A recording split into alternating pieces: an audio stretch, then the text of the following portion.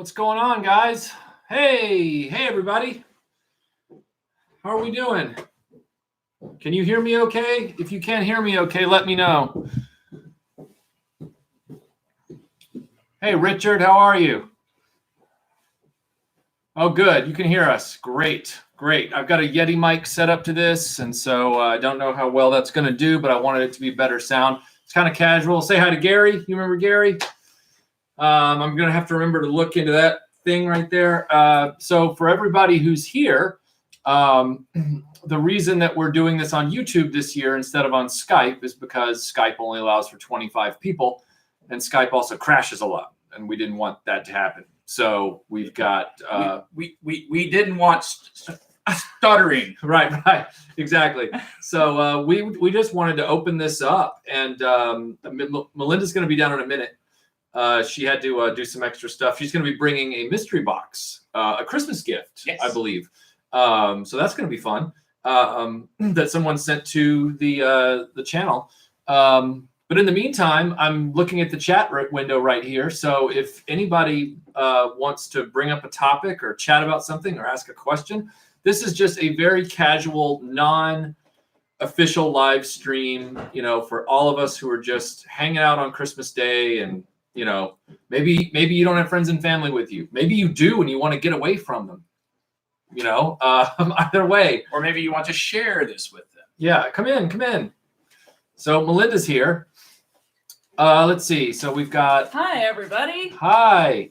So we've got favorite Star Wars character. Matt wants to know favorite Star Wars character. Oh, the trash compactor thing. Oh, the Dianoga monster? Okay. Bossk, for sure. She likes Bossk. I am always going to be a Luke Skywalker fan. That's me. And not Jake Skywalker. I like Luke Skywalker. Jake Skywalker. I don't know. Jake's got that haircut. Someone also asked, did you pick up any Star Wars Black series recently? Well, so Speaking of which, our good friend Gary, for Christmas got Melinda the Black series Leia Bespin Escape, and bought me or gifted me the Bespin Han Solo, which thank you very much. You're very welcome. And then I believe you got some Black series recently. Yes. Yeah.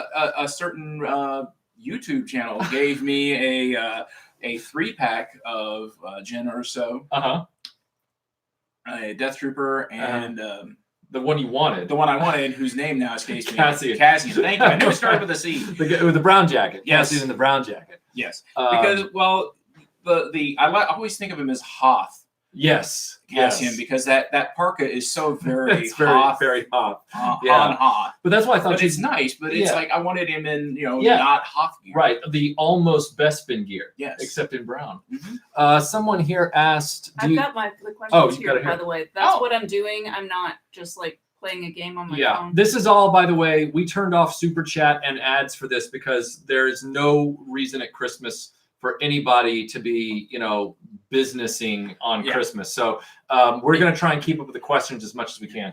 If you do feel like giving money, give it to a charity of your choice. Yes, exactly. Do that. Give it to a charity. Give it in Retro Blasting's name. I know some charities you can do that. Yeah. But, if you feel like you got to part with some cash, do that. Yes, exactly. Good point.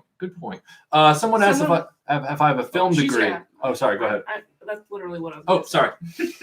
You going to answer him? No. Go ahead. They're asking you if you have a film degree. I have a film degree. I do not. I have a film degree, But yes. I took a course in ethnographic filmmaking when I was in grad school for anthropology. So it was it's like a double long course. So it counted for a lot of credits. So I'm going to count it as a half of a point of a degree. Right. Of what Michael has. I'm curious real quick. I'm going to ask everybody else a question. When you're looking at the screen on the video stream, is Melinda on the right or the left? Because we're seeing her on the right, and I think it's because my camera is mirroring everything. Well, my shirt is good. Backwards. She's on the left. Okay, great. Thank you, everyone. All right. Did we have any other questions? Nope. That's it. Oh, Bye. Wow. Bye. Good night, everybody. She's I'm going to play Candy Crush now. You're getting asked. First of all, somebody called me Belinda. So let me just clarify. I'm not like Belinda Carlisle. I'm like But being around you is heaven on earth. Zing! Oh, Zing! thanks, Gary. It's Melinda with an M. But they're asking me no metal shirt for Christmas. No. I'm wearing metal. Yeah. See, Technically. he's kind of doing it for me. Um, Sometimes I like to mix it up, you know. Mattel Secret Wars Tower of Doom. Any way to disassemble or repair? That is a mostly clipped and sonic welded together piece. So my advice would be go real slow and go with God, because you're going to get broken tabs. You really want to be careful. If there are any screws in that, which I'm not aware of, look for them as much as you can. But I would be real careful trying to get that thing apart. Someone says, I asked a question, scroll up. Any Okay. plans for a cover of Star Blazers in the future? Ooh. Yes, Star Blazers, aka Battleship Yamato. Yes, I would love to do one of those in the future. I understand that did they almost have toys for that? Almost. Almost. It never really Yeah, came together. yeah, that's what I But thought. there are a lot of model kits, and there's some really nice model kits. Okay, that makes sense, because the Yeah. Japanese really love like the Gundam model Oh, kits and all that kind of stuff. Yeah, Mhm. Yeah, I've seen Yeah. everything from this size to a 4 foot long. really. There's some with LEDs. A guy I work with, Jerry, who's Uh-huh. part of the present, Right. has a really nice one he put together, and I Uh-huh. keep meaning to buy one and throw it at him and say, "Here, put that Oh, together." put that for me." together for me. Build that. Yeah, that'll be fun. What's going on with the Ghostbusters mansion or playset? Or Hey, I know it's the Christmas chat, but hey, how about I get up and disappear for a minute in my characteristic fashion to answer that question? The answer is, what's Ghostbusters? I still always feel like Garth when he does Mm. that. I'm just kind of sitting here. Yeah. Hi guys, Should we get like a vacuum cleaner that cuts your hair at the same time? like a Floby? Yeah. Yeah. No, No. no cutting my hair. Oh, okay. I'm only gonna bring over. I guess they can't hear me. They So- probably can't hear you. I'm impressed that they can hear me. I'm It's a only, really nice mic. I'm only gonna bring over the one half. It's dirty. We do have the full playset in the house now. So the house is in the house. So we will be doing a review of this playset in the new year. So within the first few months of the new year. I got to get through parts of Robotech. I'm hoping to drop Robotech Part 1 before January 1st. So you might see that this week if all goes well. And then this will definitely be reviewed in the new year. So I'm going to go put this back now. Everyone's asking if we've seen Aquaman. I have. I have not. Talk about it. I thought it was very visually impressive. Momoa carries the movie. And as I told you when I came over to bring the presents, for a movie that's set at the bottom of the ocean, there's not a lot of depth. Zing. But it's worth a matinee. It's worth, and I actually in 3D because you have the whole water effects thing. People so seem to be enjoying it. yeah, it's a fun movie. It's just not it's a very much turn off your brain popcorn movie. Right. So if you like that kind of thing, it's the kind of thing you like. Someone's accusing Pat Benatar of ripping off Cold Slither. Well, she did. Really? I mean, really, steal. If you're gonna steal from the best. Oh yeah, Sartan and his crew. So what's awkward? Somebody is saying something about Starriers. Do you have Starriers, or are you going to do Starriers? Everyone forgets them. I forgot them. I haven't forgotten Star Ears. I actually have the right here. I've got the it's traffic jammed. Anyway, I have the Star Ears base. I just need a few of the figures, but I don't have those yet. So yeah. A minute ago, somebody asked what was the worst gift you got back in the day. I guess when you were a kid for Christmas. The worst gift. Those knockoff GI Joes you get at Family Dollar for like 50 cents. Right. That had right. like almost no posability. Their thumbs would always break off. Oh yeah, I remember those. Mhm. Yes. They were almost always clad in all black. If you were lucky, their boots were painted a different color. right. And yes. I had this one bald with a mustache guy that was one of my main bad guys for years, just because he wouldn't break because it was Right. a solid chunk. Of Solid plastic. chunk of plastic. Yeah, that was even worse than because they had the basic army guys that came with the sandbox vehicles Mhm. from the company's called Gay Toys, and they were okay because they were Star Wars articulation, Mm. but those were like one step down. The ones you're talking about Yeah. from that. Yeah, yeah. What else we got? Is Retro Blasting a family-run business?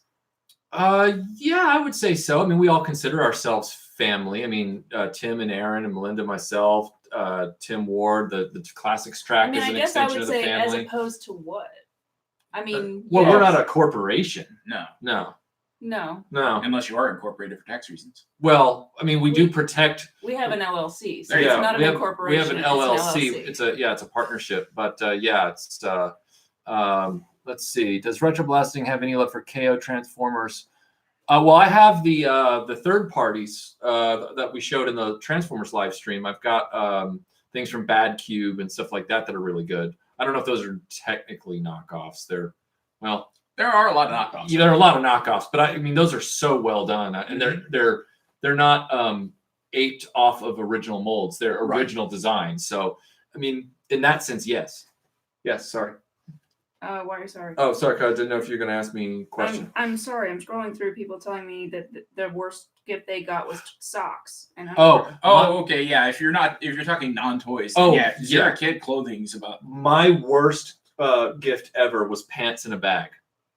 My parents got my brother and I the Christmas of 1995, or maybe it was 96. They bought us these flannel camping pants that would fold up into their own bag. And it said on the front, it said pants in a bag. And that's I want pants in a bag. Well, Nobody ever got me pants in a bag. Fine. Then you're about to get pants in a bag. I like any present. That's not true. That's impossible. Search your purchases. You know it to be true. Okay, let's see. What's the next question? Let's see. 3 crystal radio sets one Christmas. Wow, that's cool. That's really cool. Do you have any love for KO Transformers, such as those from we already did that. That's what we just Oh, asked. sorry, I wasn't listening. Bumblebee was the best live-action Transformers movie, in my opinion. Thoughts? I haven't seen it yet. That doesn't surprise me. Everything I've heard says it's really good. I've got people I trust who've seen it and said this is the Transformers movie we've been wanting. Right. I would say the only mistake they made is tying it to the other films. Right. Why would they just not do a clean reboot? clean reboot. Cauterize that wound. Move on, you know? Matt Movies wants to thank you for being a guest on his show a few months ago. It was awesome to talk Indiana Jones. Yeah, it's great to talk. It was great to talk to you about Indiana Jones, Matt. I really had fun on your podcast. So it's a good show. You. Yeah, it is a good show. This one talks about, I don't know how to say this, Leonard the Core. Yes, Leonard the Core was okay. So it's let's see. So you're looking left. So I'm going to start here. So if this is GI Joe, then you got Leonard. Then you got Gay Toys. Mm-hmm. Then you got Mego Eagle Force. Then you have whatever you were talking about. Yeah, those I remember them. I don't think they had a name. They were just guys. Yeah, just the dudes. Yeah. Yeah, Eagle Force is actually coming back. They've been kickstarting for like the last 3 years. Really? Yeah. Someone's really trying to get them going again. Does that come on the heels of was it Sectars that was kickstarted? Yeah. Yeah. Sectars or somebody was kickstarted again. Dargon is out now as a new kickstarted figure or something like that. Yeah. And if I can pimp another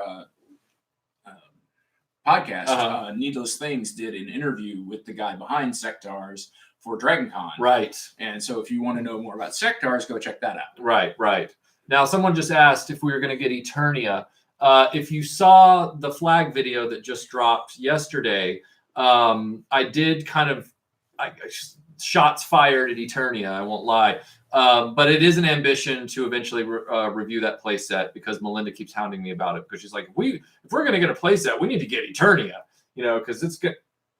See, it's true. I mean, I don't know if I'm hounding you. I'm Well, just saying I didn't mean it like that. Video. I just meant in the sense that you've been a cheerleader for getting Eternia. You've been a. I think Bring that it is worse on. than- Bring it on. I think cheerleader was worse than hounding. You've been an advocate for getting Eternia. My name is Paul You see a lot of value in getting Eternia. I was a How do you- cheerleader though, and I do know cheers, and I might do one later. Let's see. How do you feel about the Transformer City? Metroplex? Yeah.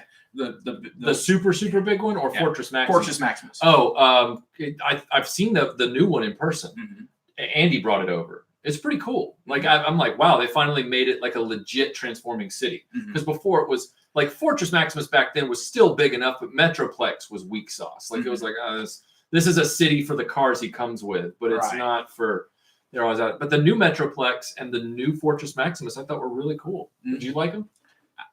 I thought they were cool. I Yeah. never had them because they were way too expensive. Oh yeah, me neither. But yeah, I always loved seeing him getting to play with them. Yeah. The fact that he turned into a giant. Right. I was like, oh, he's gonna Yeah. mess some people up. Well, have you seen the re-release Fortress? Not re-release, but the redone one. I have not. Andy's got it. It's got articulated fingers, and it's like this. I mean, it's like this tall off the ground. Like it's crazy. Yeah, sorry. I would like to see more playset videos describing them in painful detail. Painful detail. When did their decline begin? Oh. I think you might have nailed it when you were talking about the flag in the most recent video. Not Uh-huh. Pimp Your Work, Uh-huh. Pimp Your Work, where you said, the flag pretty much was the okay, top this, and everyone went, no, we're out. Right. I mean, there's nothing topping the flag as far as audacity. Like the flag is it. I know Eternia Except was me. really tall. Like Eternia was like big, but it was weird. Whereas the flag was big and integrated into the G.I. Joe world.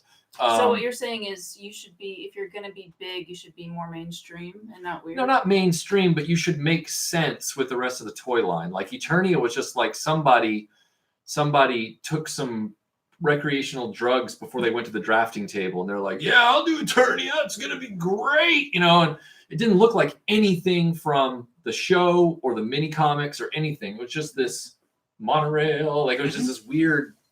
I don't know. Do you like Dragon Ball Z toys? I don't know much about them. I know about Dragon Ball Z. I don't know much about the action figures. I don't. So I'd have to do some research on those. And someone else here is asking, doing Matchbox Flash Force 2000, futuristic cars and trucks with cap gun caps inside. Well, I'd have to get some of those. We're going to be doing some more Hot Wheels and diecast cars videos this year. So I'll definitely put that in the proverbial notebook. What's the year you stop your collection? Which collection for what? Well, it says right there, fun toy. For Hello from Argentina. What's the year you stop? I'm assuming he's saying When did you like get what out? years?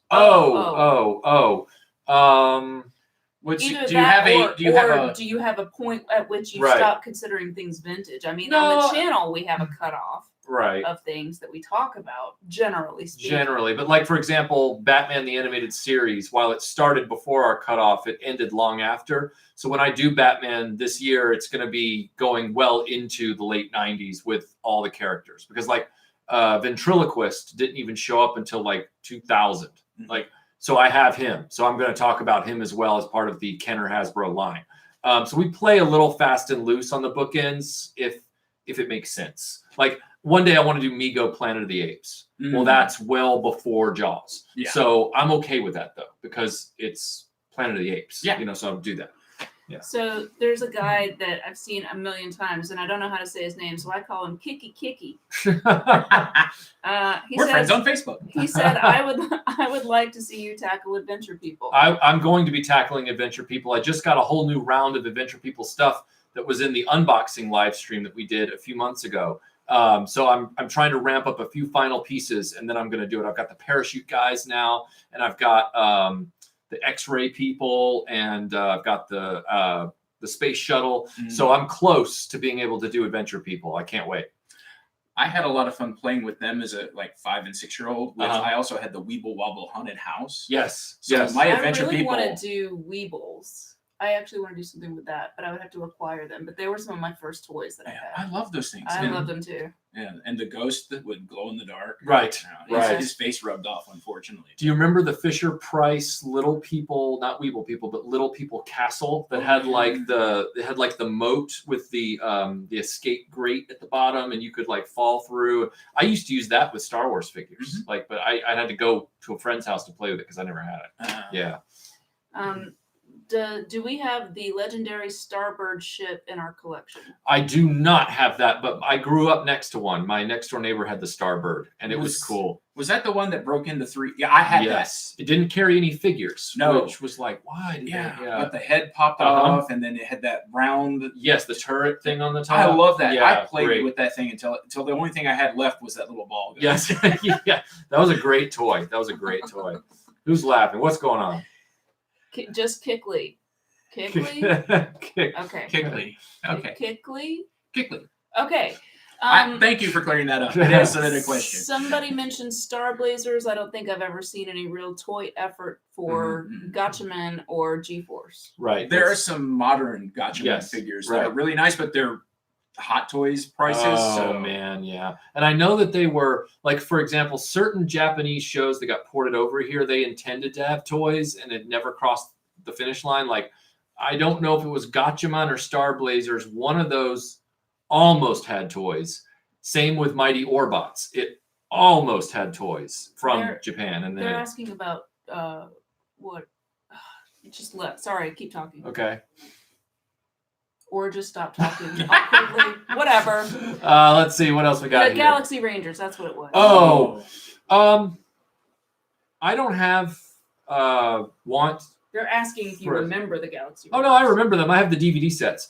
But I don't have any want to take out a second and third mortgage on my house to get the toys Mhm. because they were only sold in Europe and they're very expensive, like prohibitively expensive. I will review the show at some point, but I'll have to talk about the toys because they're really hard to get. Yeah. Is there anything like that you Mhm. really you would love to get your hands on, but it's just too prohibitively expensive? Like, do you Yeah. have if I had all the money in the world, I would get. Yes. Few things. I would get the complete run of Black Hole figures, but they're super hard to find. Like, I have the first wave minus Vincent. Mhm. Vincent forward, you can barely touch old Bob. You can't touch the humanoid for anything. The humanoid character, and then the black robot guy is also really hard to get. Star, I think. His name Star, is. yes, they're really hard to find. I would love to get Jenny from Bucky O'Hare, but she was only a sales sample before they canceled the line because they didn't go into wave 2. So there are Jennies that are out there, but they're very expensive because they were only samples. And then I would love to have things like Galaxy Rangers, but they're all expensive. And then on top of that, they never made the redheaded girl who was in Galaxy Rangers as one of the 4. Mhm. They made her as a prototype, and the prototype sold on eBay in a public auction back in 2011. Mhm. If I'd known, I would have paid, because she only went for like $400. I Oh, mean, wow. I would have grabbed that if I'd known it was for sale, but I didn't. Are you familiar with the old Major Matt Mason toy line? Yes, I'm familiar with Matt Mason. That's from Mike Alonso. Yep, I'm familiar with him. Major Mason. Yeah. This He says, was British, right? I hope he was. Yeah. This says, agree on the painful detail reviews. I wanted the Last Flag video to be an hour long. Well, who said that? Uh-oh. Badadis. Oh, well, as far as the Badadis. I wanted the Last Flag video to be an hour long. Well, if you watched the previous video in the Flag series where I build it for an hour, you get all the detail you could ever want about the You have to USS just watch Flag. all the Flag videos. Yeah, you back got to to watch all back. 3. So if you go to the end of part 3, you'll see the links to part 1 and 2. And then you'll realize that the Flag series is actually about 2 hours long. And there's a lot of really good detail in there. Yep. Not that I'm going to suck up to you on your own channel. No, but I am no. on your channel. So A Bionic 6 review would be cool. is it one that works? Pretty sure I know who that's from. Is that Tim? Is that Tim? Is Tim Max Impact 24? It's too much of a coincidence. Yeah, we're doing Bionic 6. We're doing it this year. We'll do it in the spring. Oh, I was disappointed we never got a toy line for the last Starfighter. I still want Centauri's Star Car. well, we almost had a toy line for the last Starfighter. Mhm. They made the prototypes, and the prototypes just surfaced. They just had them on either Plaid Stallions or Mego Museum. They found them, and they didn't find all of them, but they found like a few of the key ones, and so they're back. Yeah. It was mainly that the movie didn't do Right. what they were hoping. Right. And they went, But then on home video, it did real well. So Right. then it was like, whoops. Yeah. We should have done that. Yeah. Do you already have the legendary Kamokon from Top Toys in your collection? I don't Camo- I I don't don't know if I'm saying that right. Sorry. I don't have that. No. I am familiar with Bumble Jumper. Yes. Bumble Jumper is not one that's in my collection, but I'm familiar with him. Yep. what do you guys think of Honda using toys in their commercials?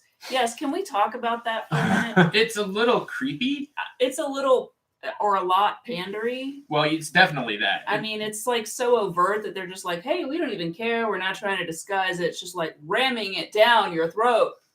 Yeah, it's okay. We live in a capitalist society. We We do. do? I know. And so I cannot fault them for trying to find an angle to tap into the nostalgia market because, as wonderful Bill Hicks put it, there are people that all they do is they see dollar signs on everything.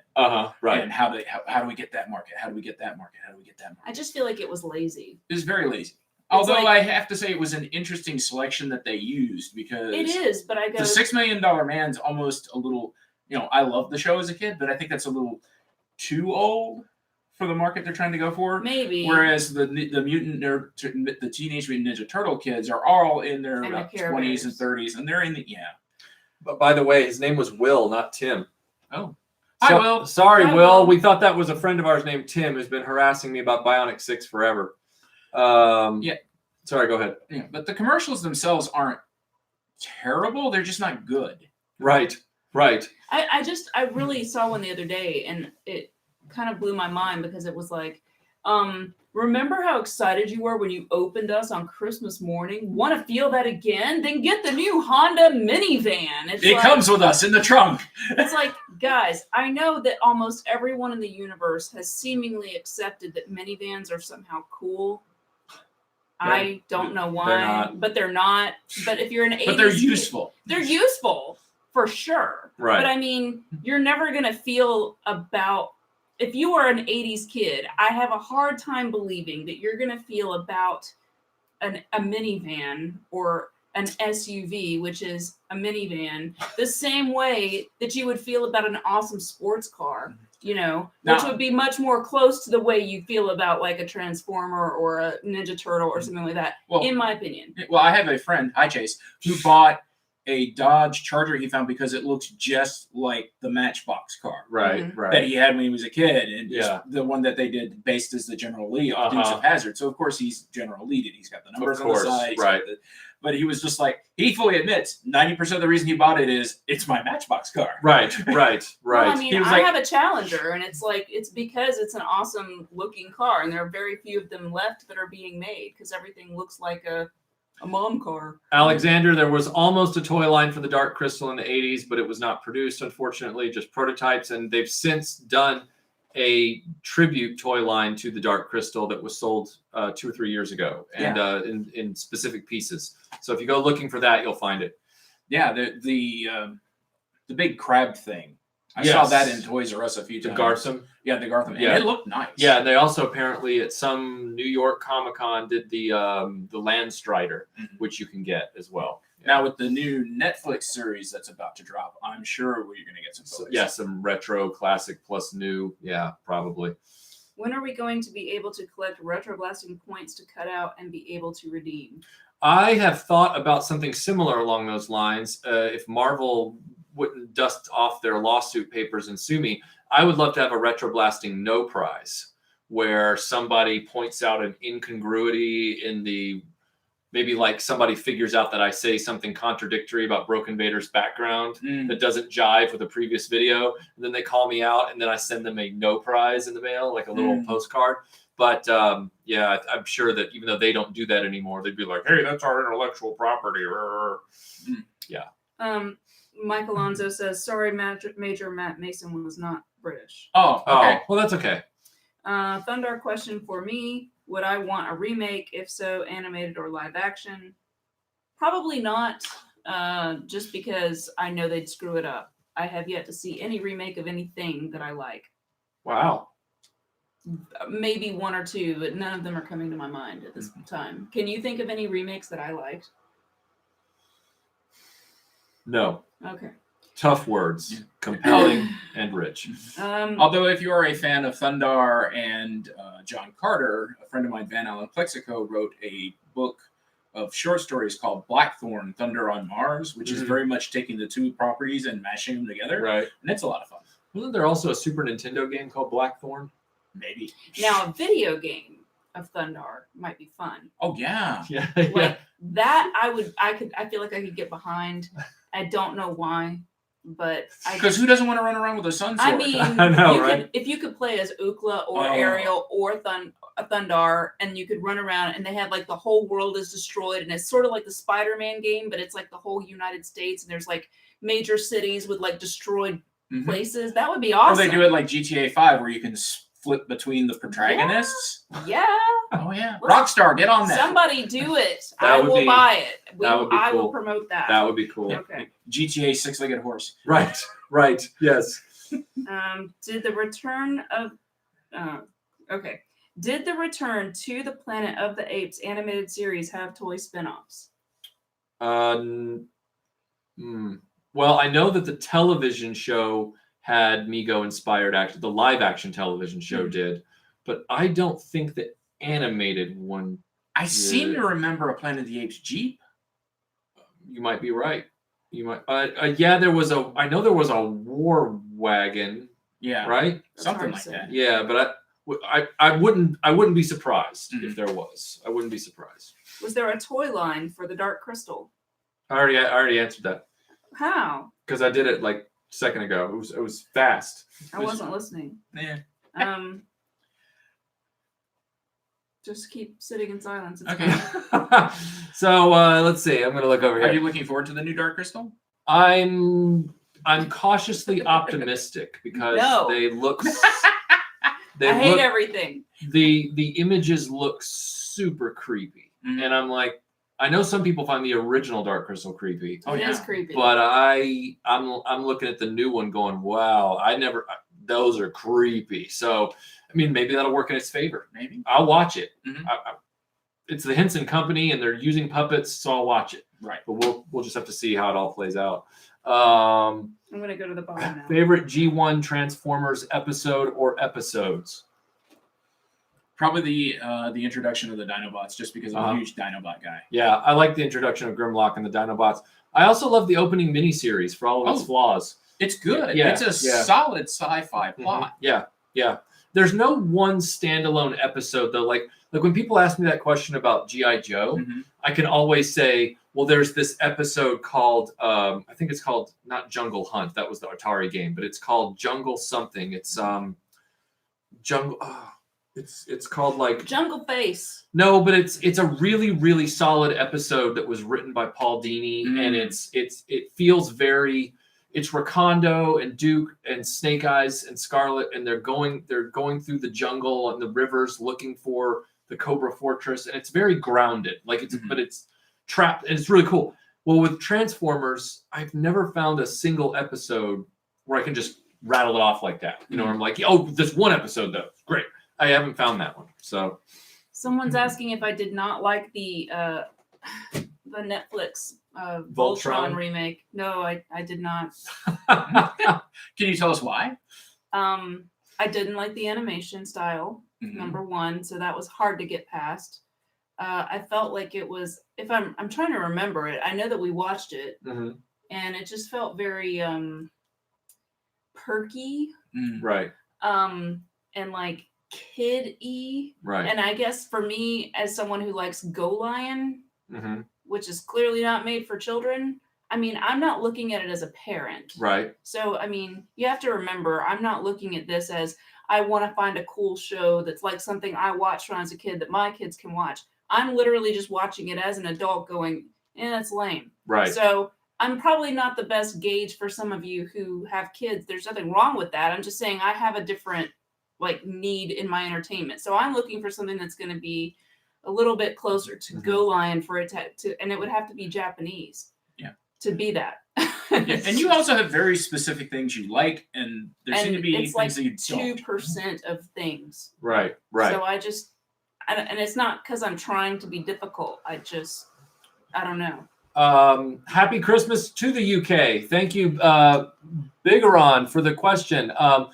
You're asking about, you saw that I have Coral from Action Force. I wondered if you had any more. Yes, I have the SAS Panther with the Action Force version of Stalker with the missile system on the back, which is one of my favorite Action Force / GI Joe pieces in my collection because I love the Vamp design and getting the British one in black and yellow with that look. But Melinda also got me a really cool gift this morning for Christmas. So I'm going to bring it over because it goes back into the Action Man category of Action Force. So hold on. Someone's saying Go Lion was a kid's show. Yeah. Well, I guess it depends on the kid. I guess what I'm saying is compare Go Lion to Voltron. You'll see what I'm talking about. So, as you all know, I'm big on the British World War II history thing.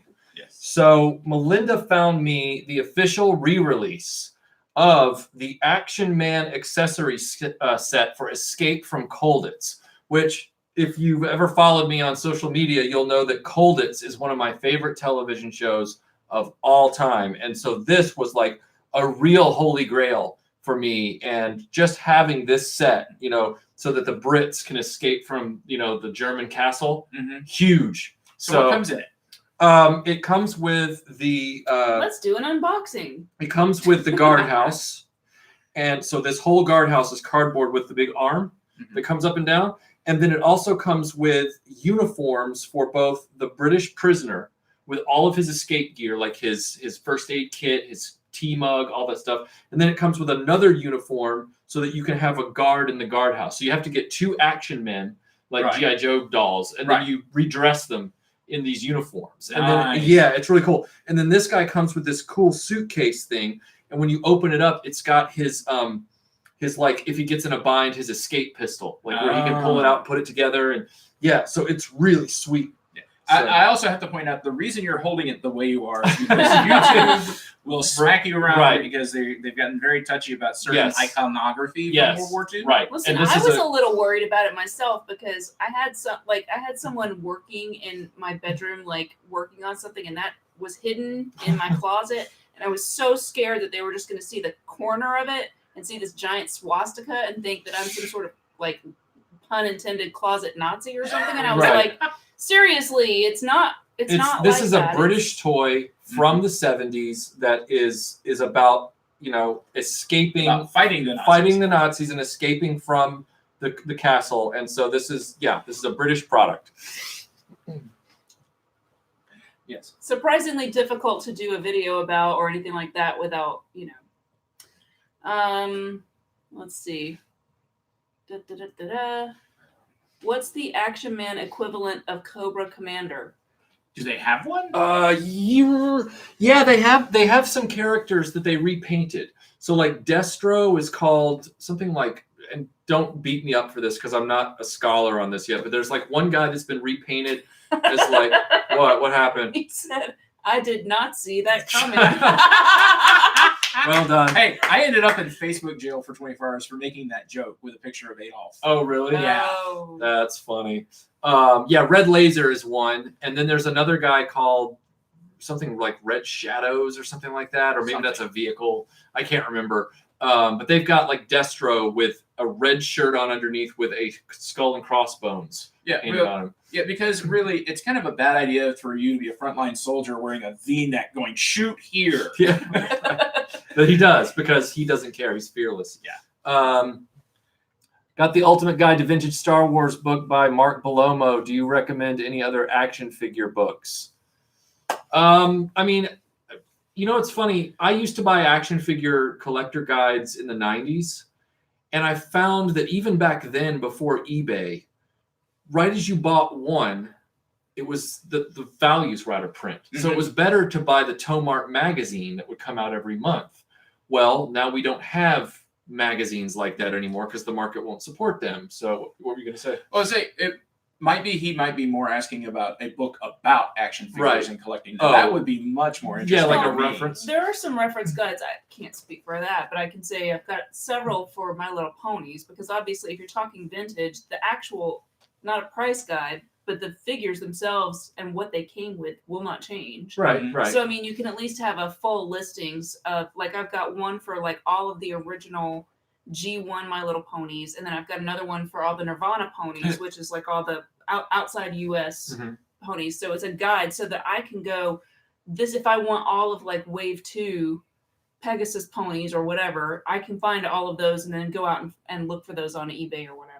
Yeah. We have a correction from Bandit, it looks like. Okay. What's it I say? believe Destro was Red Jackal. Red Jackal. That's in right. Action Force. Does he get Yes. the first no prize? I mean, sure you get the first no prize because Here it is. that's true. Take that out, put it on your wall. That's right. You can screenshot this and say, yeah, he gave that to me. What was I going to say? So we were talking about the guides. Oh, yeah. So Mark Bellomo has done ones for Star Wars and G.I. Joe, and I believe he's working on what's going on. Nirvana ponies, Cobain pony. Oh, good lord! I think he's working on another guide. I'm not sure. Heart-shaped trough. Yeah.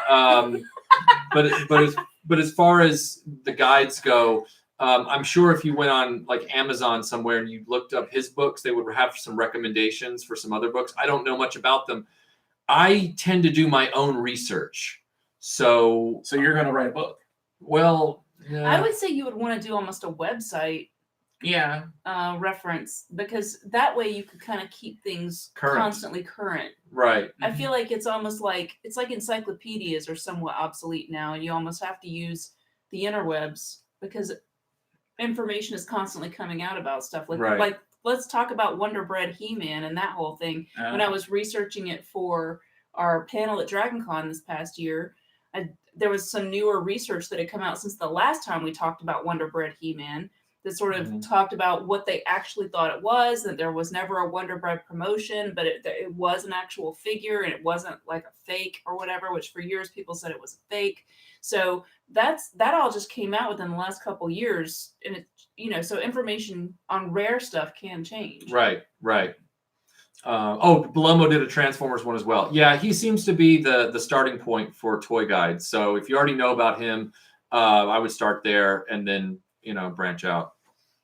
That's an interesting question. What was the deal with that deep Buck Rogers playset with the big red dome UFO? Do you know what you're talking about? Yes, vaguely. I can visualize it in my mind, but I feel like it was more like almost like, remember that one that it was not to scale. It was almost like you were buying a diorama with like the vinyl thing, and it was like all the starfighters and the little men on stands, but it was Buck Rogers. It wasn't Army Men. It was like Buck. It's almost like, I feel like that's almost in that wheelhouse. And I don't know enough about that because my video was all about locking down the 3 3/4 inch line. Some people were asking me, well, why aren't the tall figures in there? And I'm like, well, when I do a video about Buck Rogers tall figures, it will be exclusively about those figures. I won't mix and match. It's like when I did Star Wars Follies, I didn't mix and match Micro into the Hoth thing. It was kind of like maybe they get a mention, but Micro is going to get its own dedicated video, which it did. So yeah. Did you have any 80s Inspector Gadget toys? No, there was only actually one 80s Inspector Gadget toy, and that was the big figure. And then in the very early 90s, Tiger came out with the line of actual action figures of Penny, Brain, all the different inspectors, and then the car. I want those because I really like to review Inspector Gadget, and I feel like that is the legitimate toy line for that, even though it came later in syndication. So I plan to do that, but those toys are very pricey. So I'm not Black Hole pricey, but they're pricey. So it's just going to take some time. Did Bakshi Lord of the Rings have toys? Yes, Bakshi Lord of the Rings had toys from Knickerbocker. We went over that in our DragonCon presentation, which you can watch on the YouTube channel here. But yeah, there were Gandalf, Frodo, Sam, Aragorn, the Black Rider, Gollum, 2 horses, and I think that's it. Yeah. I still have a Nazgul bank. Really? It's missing the paper that was on it that said Lord of the Rings, right? Written Nazgul, yeah. Wraith.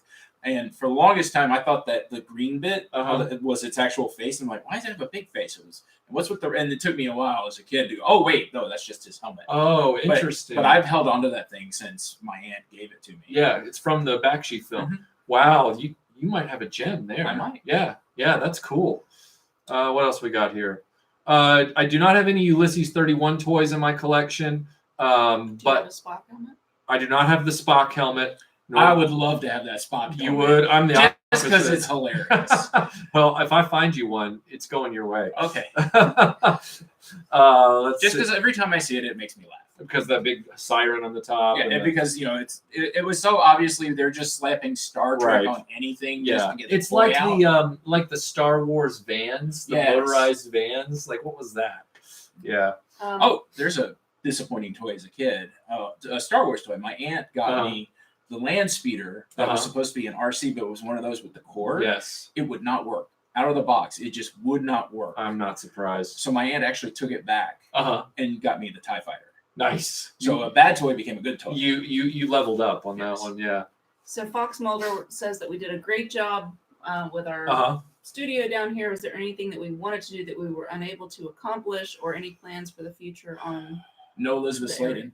There. Yeah. Well. Well, I know do- one thing. Right here behind us, this was supposed to have doors on it, and we were not able to make that happen. There was quite a fiasco about this cabinet, Right. but so that was one thing that was kind of a bummer. But I think it's okay. Yeah, It's it's just okay that it doesn't have a cabinet on it. Or, I mean, it still works. I would like to have a door on it just to keep the dust out. Fortunately, Elizabeth Sladen did finally get her spot over in the No, I studio. meant actual Elizabeth Sladen. Oh yeah. She was great. Mm-hmm. She was like really great. Watch Who's the Doctor. Yeah. Yes. Have Watch you- Who's the Doctor. Have you seen the Netflix She-Ra yet? I think you guys talked about that. Did you? I haven't watched it. Have you? It's on my list. Mhm. I've spent the last 2 weeks moving, so Right. I haven't had a chance to watch anything. But it's like my watch list right now is Sabrina, She-Ra, and then there's something else, but it's in the queue. Yeah, I haven't gotten around to it yet because I've meant to check it out, but to be honest with you guys, I've really been trying over the last 8 weeks, and Melinda will attest to this because I've been driving her nuts.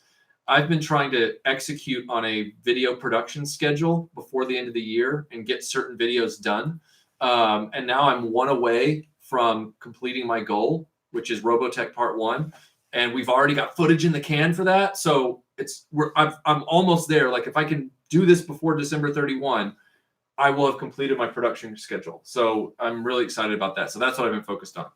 And watching the Peter Davison Blu-rays that came in for Doctor Who. Mm. So I've been watching ER on Hulu. It's great. It's my stories. let's see. That's that George Clooney show, right? Yes. Do you guys ever think vintage Star Wars will lower in popularity? No, vintage No. Star Wars toys never will, especially at this rate. People actually got more interested in them after the Disney movies came out.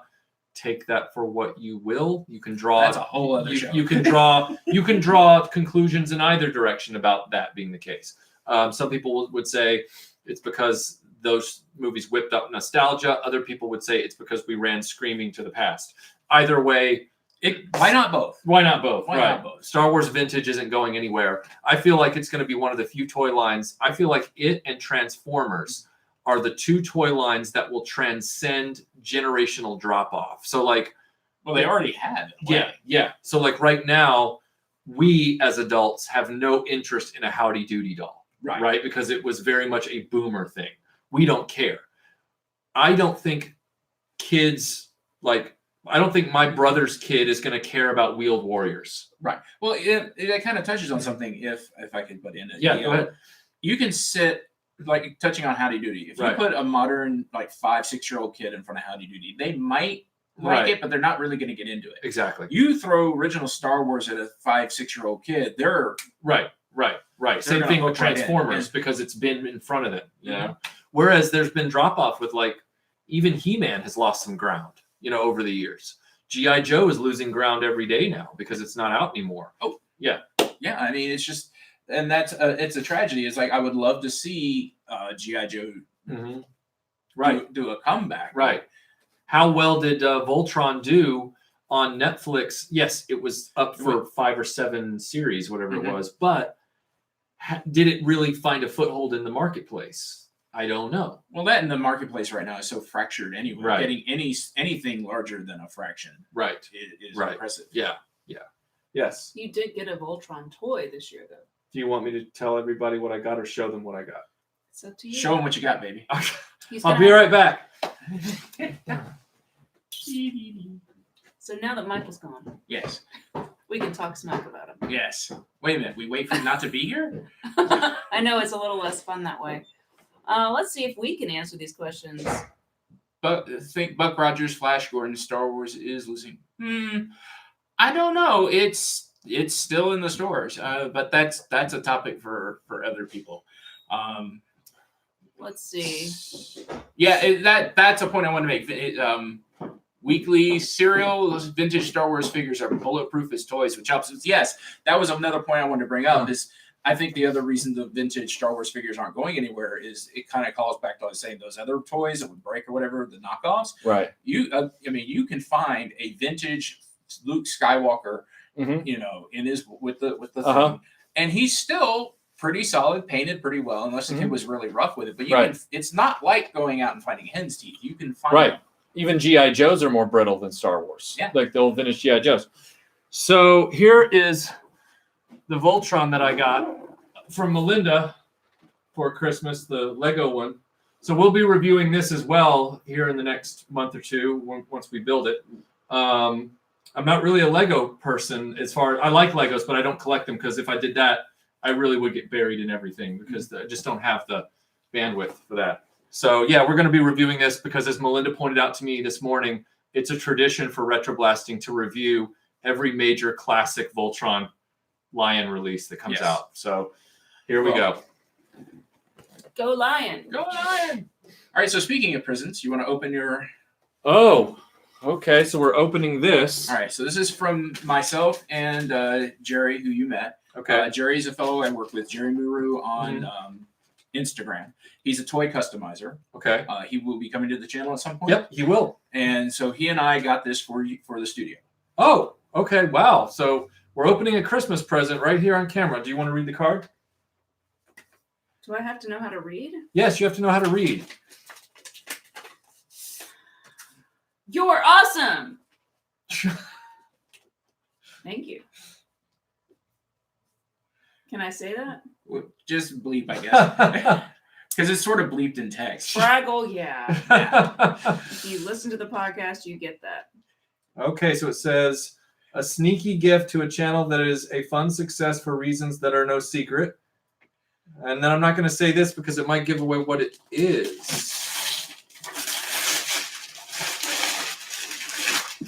So there's a box. There's a box here. And then there is let me grab a thing.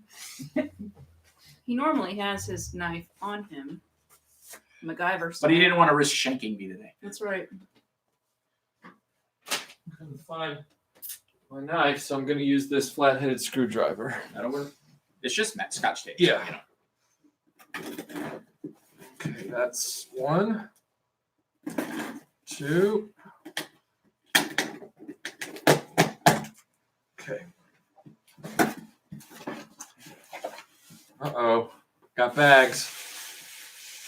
No! Oh, he gets better. Way! You're kidding me. What? No! Look at that! Look at that! It's custom! You gotta hold it closer. To I gotta hold it closer. Look! Oh, show him the sides and the back. Where did you get this? Jerry put this together. What? And if you look Please. at the side, Please tell me You you. didn't show the other side, dude. Oh, didn't show the other side? Sorry. Turn it sideways. Turn. upside down. Oh, crap. No, now it's upside down. Oh, now it's Or no, it's no, not. it's right. No, try side up. Can't see. Tell me you got one of these too. Yeah, Jerry and I both have one, and we wanted to give you. Oh, you to have one. that is awesome. But you have the custom box, and if you look at the bottom, that's his Wow. logo. That's my logo, and this is the fellow who makes the head. Uh-huh. There's a fellow on eBay. It's Toy Mhm. Box Creations Right. that sells. Now this is okay. So you tell the people what the line is. So You it's did a video. so I did a video on the Articulated Icons Feudal Ninja series, which in the series there was a modern ninja who was not quite Snake Eyes, but Yeah. you could tell that's kind of what they were going for. So this is the body of the modern ninja, I think. Yes. Yes, with a new head on it, Yes. right? Is Wow. that Toy Box Creations on eBay will sells custom made and painted Snake Eyes heads Wow. for that line. That's cool. And Jerry put the box together. Uh-huh. It looks great. It looks great. Yeah, and that's a scan of the Uh-huh. original. Yeah. back The of card Snake Eyes. back, the original card back on there. See, this is what they need to be doing with G.I. Joe. Yes. They need to be doing this scale for all the classic characters. Yeah. That's what they need to do. I would go so broke if they did Yeah. a Black Series G.I. Joe line. Yes. That would be cool. That would be awesome. All right. Well, this is going to go in a place of honor. I gotta And put he this. even did the insert back. Oh, with the Arashikage. Yeah. Yeah, the Arashikage ninja thing is in the back. All right, I'm gonna go put this in the case. You guys talk. But yeah, it's like he and I, as soon as we saw your video, was like, well, I've got to get one of these ninjas, and we both got he got the one that's the blue sleeveless, and I got the white ninja so I could do Snake Eyes. Right. And then we saw the Mutter Ninja, and we were like, well, he's very close. And then we did some eBay looking and saw the head, Right. and it was like, okay, so he's got one, I've got one, and we wanted you to have one. Well, that's very nice. Thank you, and Jerry, thank you so much. I appreciate it. So it's been an interesting Christmas. What did everybody else get for Christmas? Yeah, shout out right? your gifts. Your coolest present. What were that your you got. gifts? I Tell hope us. Hope it was socks. I know they think it's no longer a G.I. Joe when you go to 4 6-inch, but right now there aren't any G.I. Joes out on the market. So I got a rock. good one. Good one. Pac-Man coasters. That's cool. Just so everybody knows, the guy who just said, I got a rock, he's a good friend of mine, Thomas. Check out his channel. Thomas is a huge Thundercats fan. And this is an exclusive for Christmas Day. This is exclusive news. So Thomas is going to be with Melinda and I on the Thundercats Redux feature video on Retroblasting. So there will be a dyed-in-the-wool Thundercats fan from his own YouTube channel coming over to collaborate with us on the redone Thundercats feature. So anyone want to weigh in on like how they think that will affect the love or hate that we get on the video that we do? Because you got notorious amounts of hate for your first Thundercats video.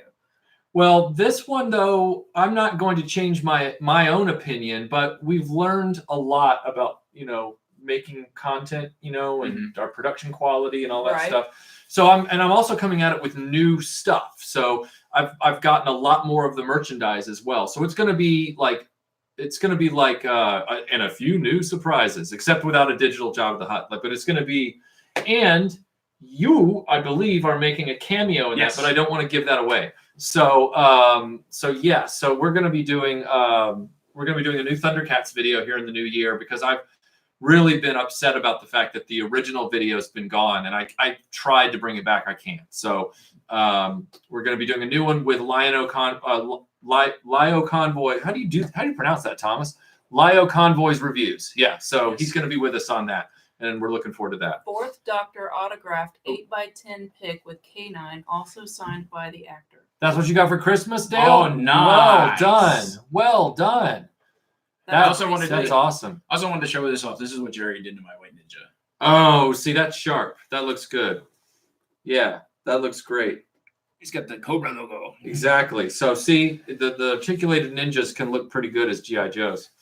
Yeah. Heap of Kamen Rider toys by SH Figure Arts. Oh, nice. Nice Imperial Mort. Those are SH Figure Arts are nice toys. Those are really good. I do have to agree. The only downside to a 6-inch G.I. Joe series would be no vehicles. I don't know. I think you could do it. There have been some Star Wars vehicles at the 6-inch size. Right. The main thing is they're going to cost you an arm and a leg. An arm and a leg. Yeah, that's true. And God forbid did you imagine the flag at the 6-inch scale? It wouldn't fit in your house. No, well, It would be your house. They say the actual 6-inch or the 3 3/4 inch scale to actual scale is 65 feet long. So let's see. So if you want a specific vintage mint on card Star Wars figure cheap, if keep a constant watch on you can get it a lot cheaper. Is that a question or a I statement? think it's a statement. Okay. Because the one I want is Bespin Luke on the walking card back from Empire Strikes Back. No offer. Yeah. Oh, last year I got a puppy. Oh, good. Peanuts blanket for my kids to replace the one for my child. Nice work, Mike. I saw a blanket online that I really would have killed for it. It was Snoopy as the aviator, and it was a quilt, and it had all the images of him as the aviator on it, and then it had him in the center on his doghouse, and the doghouse was painted yellow with the British roundel on it. It's pretty sharp. That would have been cool. But I have enough blankets, so. This person's saying for you to review MASH. Is that Timothy?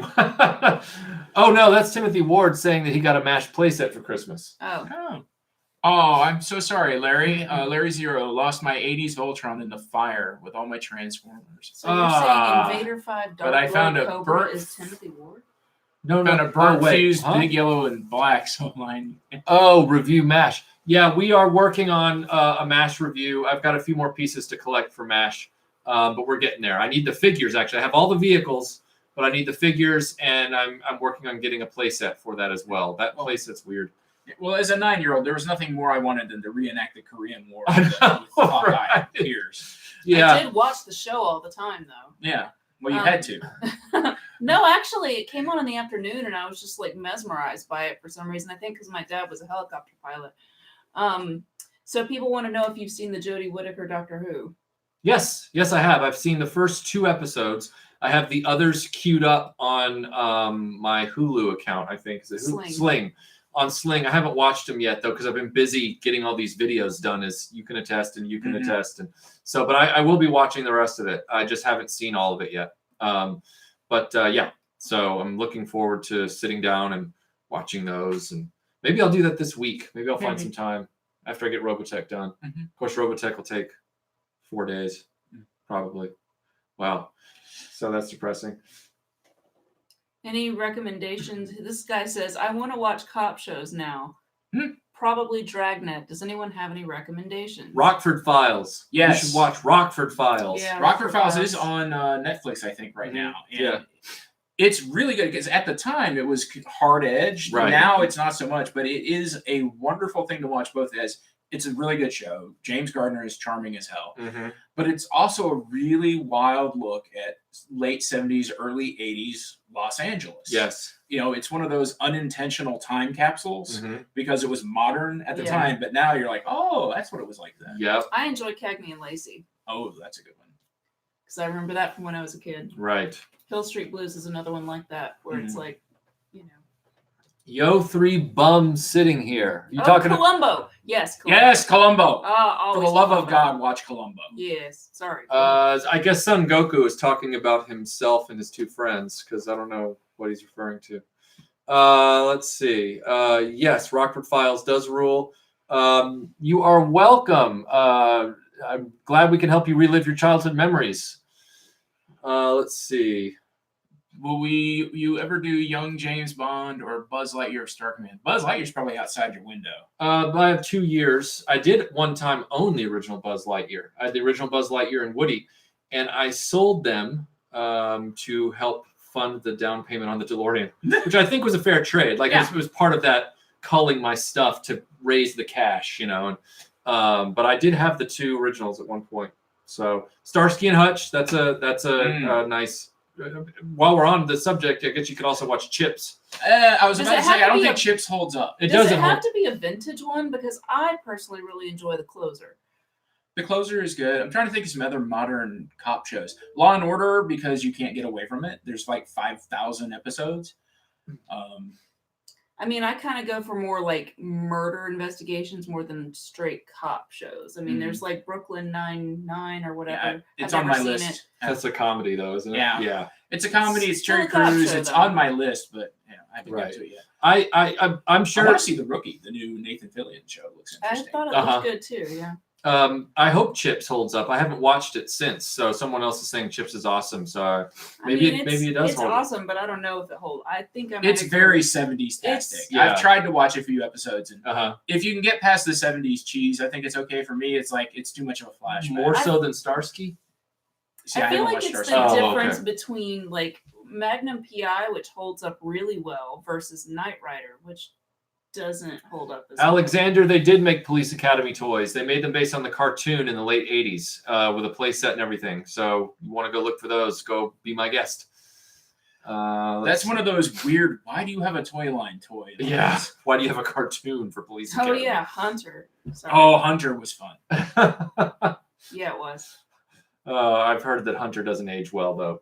I'm sure it doesn't. Probably sure. not, but yeah. But when I was a kid, he was awesome. I'm not surprised that New Magnum PI sucks. There was no reason to remake that show. You can't remake that. Let's see. Crime Story with Dennis Farina. Good show, very good show. How long lived was that? It was like one season, Oh, maybe wow. 2. It didn't last long, but it Yeah. was solid. right. He came off NYPD Blue, didn't he? I think it was before. Oh, it was before. Oh, Yeah. okay. I think people weren't ready for it. Okay. I just got Tales of the Gold Monkey thanks to my friend Matt. So I have that on DVD, and I've never actually seen it. I've heard about it for years and years, but I've never seen it. So I plan It to was watch one it. of my favorite shows as a kid. Yeah. Is it hard to watch now because of Stephen Collins? He makes everything hard to watch, including my favorite Star Trek movie. Yeah, Yeah. It's Okay. that does kind of put a little harsh on the buzz, but anything, I'll watch anything with Roddy McDowell. Right. Anything. Okay. And he's in that. He's, Yeah. he's the French Gotcha. guy, and he's just a ball. Yes. Yes, Rosario. We will see an episode about Brave Star. I'm just trying to get through some other properties first. I know it's like a broken record. I keep saying that. Let's see. Do you guys know about SCA ? The Society for So, Creative Activism. Like We've heard of it. like where people run around and hit each other with foam things. Yes. Have I read any of the Target Doctor Who novelizations? No. I've never. They weren't around where I was as a kid. The main thing I read were the Star Trek novelizations, Right. and then I stopped reading them when they stopped being canon. Yes, I have seen Red Letter Media's Star Trek motion picture review. I love Red Letter Media. They're probably my favorite YouTube channel. And if you want me to talk more about Star Trek, I don't really know. Michael and I disagree about which movie is the best one. I like my science fiction very slow and boring, which is why I like the motion picture. She's not even insulting it. I'm not insulting it. I really love Blade Runner as well. Mhm. Both the old and the new. I like slower, more Thoughtful. thought-provoking types of things as opposed to like laser guns and explosions. That is boring as hell to me. So, But Star Trek Wrath of Khan isn't all it's about a great movie. I'm not putting down Wrath of Khan. I'm just saying if you want me to pick my favorite. Right. I also weirdly like Star Trek 5, probably just because like I feel like William Shatner got the shaft and it's not really fair to judge it on how it turned out as opposed to like how he was trying to make it. So Right. Now, Zigma Monk, another good show. Zigma Monk Experiment. is so good. You said you had a question that I missed. So Zigma, if you want to repeat that question, please do, because this chat's moving fast, and I'll look for it and I'll answer it.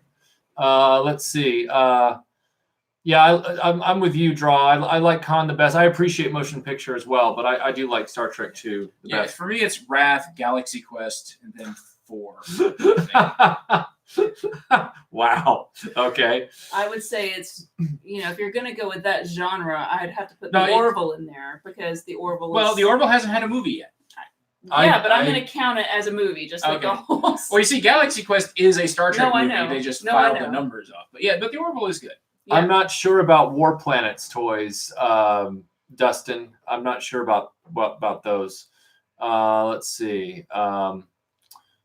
6 is good Star Trek. 6 is a good Star Trek movie. Yeah. Would you review vintage James Bond toys by Gilbert? Just got Star Trek Discovery on Blu-ray. Haven't seen it yet, but I've heard mixed opinions. Yeah, I don't know much about it. I haven't watched it. What was the question? Would you review vintage James Bond figures by Gilbert? Yeah, I'd review anything vintage. Yeah, I would. I just have to get my hands on them. I'm not sure if I would review James Bond Jr. figures from the early 90s. That's because, Yeah, I've heard, Mike. Yeah, I've heard that the Target Who novels are good. Doctor Who has a really solid track run of spin-off books, Right. media, Mhm. comics. Yeah. every other the property, especially Star Trek, it gets really sketchy. Like Yeah. those gold key Star Trek Oh comics yeah, are. they're ooh yeah. You know, there's one episode where the Enterprise lands on a planet. I've and just seen kind the of panels floats of there. that. Yeah.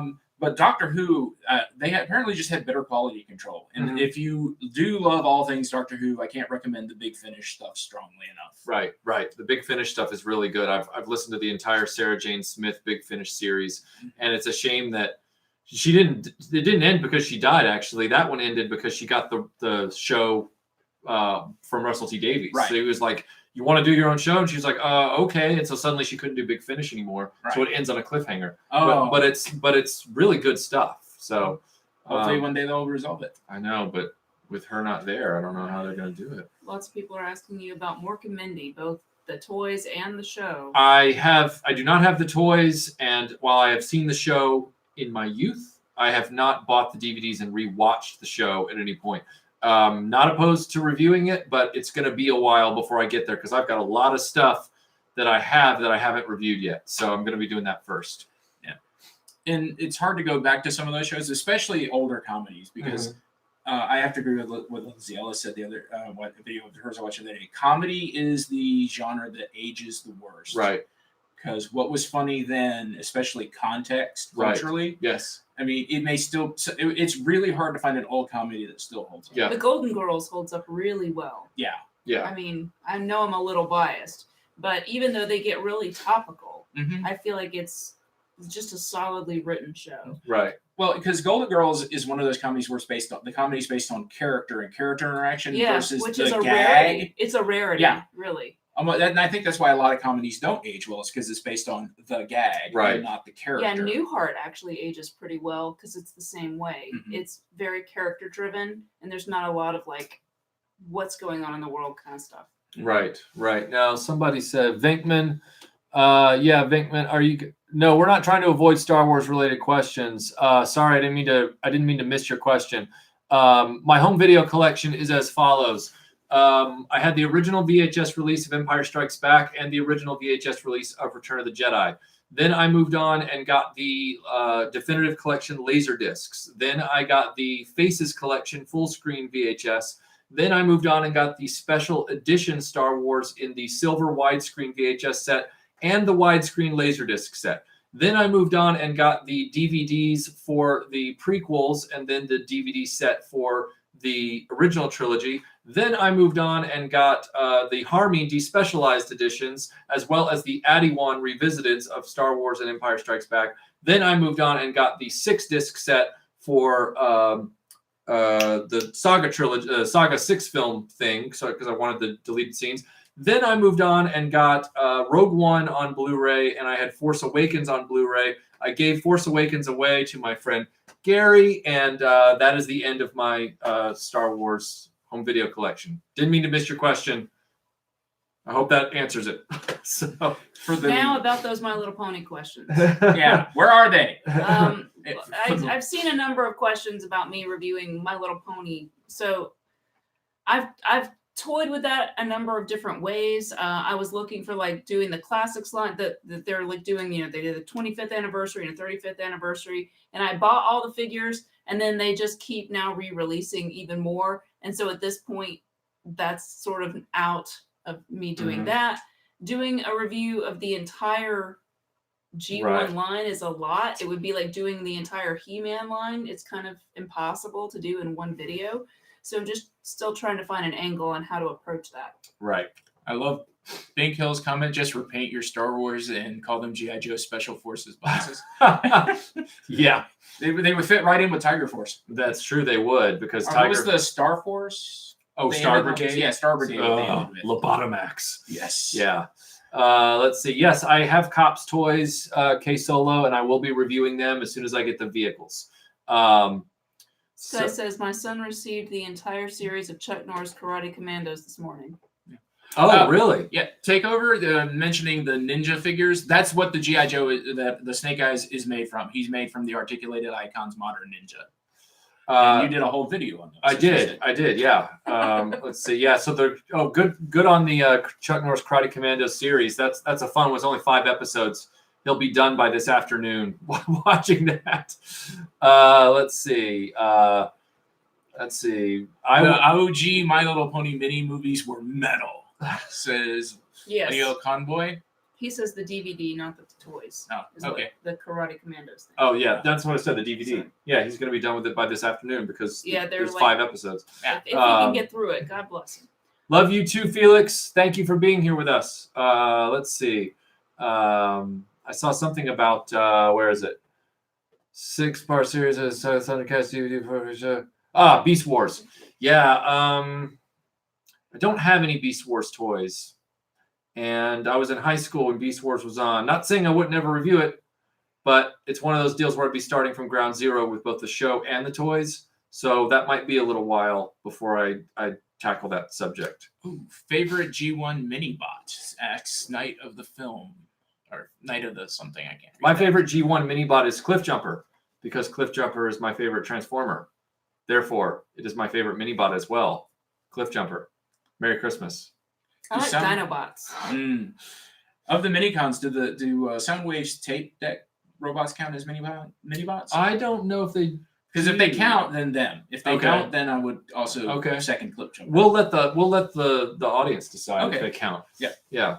So I do love Wind Charger. Wind Charger's solid too. I do love Wind Charger. So what? Grimlock is not a mini bot. Grimlock is a Dinobot. Hulk smash. Okay, fine. Grimlock. Tell Grimlock a story. Yes, I have heard of the Remco line of Mighty Crusaders. Good luck in getting those. Everything Remco is very difficult to grab except for Karate Kid and Crystar, which are both still difficult to grab, but not as difficult as some of their more obscure lines. I still regret setting my Crystar on fire.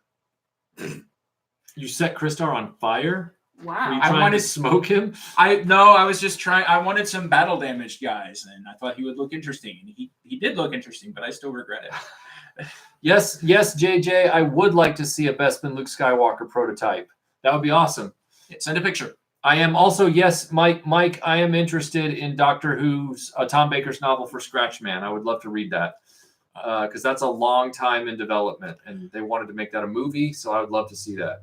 Yeah, Bumper Morgan says his daughter gave him an original 1970 G.I. Joe Adventure Team set Adventurer for Christmas. Oh, cool. Are you considering looking into 12-inch Adventure Team someday? I would love to get the 12-inch Adventure Team, but gosh, that's a lot of stuff. Mhm. It would almost be better for me to find somebody who already has that collection and go to their space and then do that. Yeah, You know? because one of my Star meth. Yeah. kinda. That's kind of how it ended. That's how a Robot Chicken Yeah. did it. You know, the two guys smash him with a bat and then Oh. smoke him. Yeah. But yeah, my earliest Yes, remember- Wild Star. I have seen that episode of Community. It's really funny. Sorry, go ahead. Yeah, one of my favorite early toys. I mean, like 5-6 years old. Right. I remember having was from that line. I had the Bullet Man, Uh-huh. and I had the Eagle Eye GI Joe. Who Right. had that technology of he had a switch in the back of his head. Right. And his eyes would flip back and forth. And I had the big Hulk monster eye. Right. And I beat those things to pieces. I remember that the Adventure Team had some really big vehicles as well. Mm-hmm. Like you could get these really big, vehicles. Yeah. That you'd have to have a whole nother space like this if I started collecting Adventure Team, and that's not happening. So Yeah. Um, I'm not gonna buy a second Matt house. asks, have we got our panels lined up for next year? It's really nice that you think that we're that prepared. Okay, as co-director of the American Sci-Fi Classics Track, I can officially announce that yes, Joe and I are in charge again this year. Which if you follow our Facebook Yay. group, please follow Dragon Con American Sci-Fi Classics Tracks on Facebook group. They are coming back. We are. we are. He said we were, so we are. At least 2, if not 3. It's your call. Oh wow. Okay. So if you guys have some, we don't have any topics that we've picked out. So if you guys have something, sling it out there. Yes. If you have topics, start firing them away. Let's see. Yes, Mike. I would love to have a ROM Space Knight figure, and I would review it. He was one of those toys I wanted as a kid that I never got my hands on. Yeah, he was like a standalone thing, like in the original Inspector Gadget. It was him, and that was it. Yeah. The main thing I remember as a kid, he looked so cool, and the toy commercials looked so cool. And then I hadn't seen him for years. And then I saw a picture of him when the internet came out. And remember Rom Space? And I was like, he looked cooler when I was younger. I mean, not get me wrong, he still looks cool, but as a kid, he was much more cool. Right.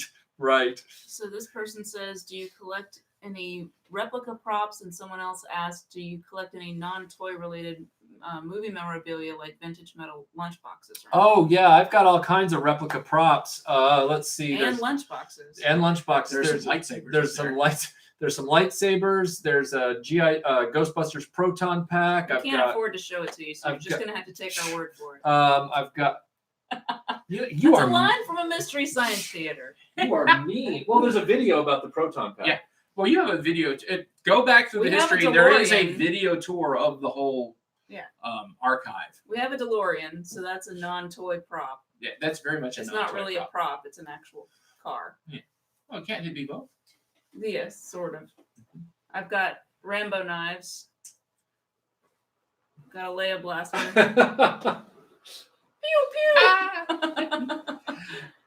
I love this one. This is like, It's a really great gun. There's It's Luke's got from a nice Empire. weight.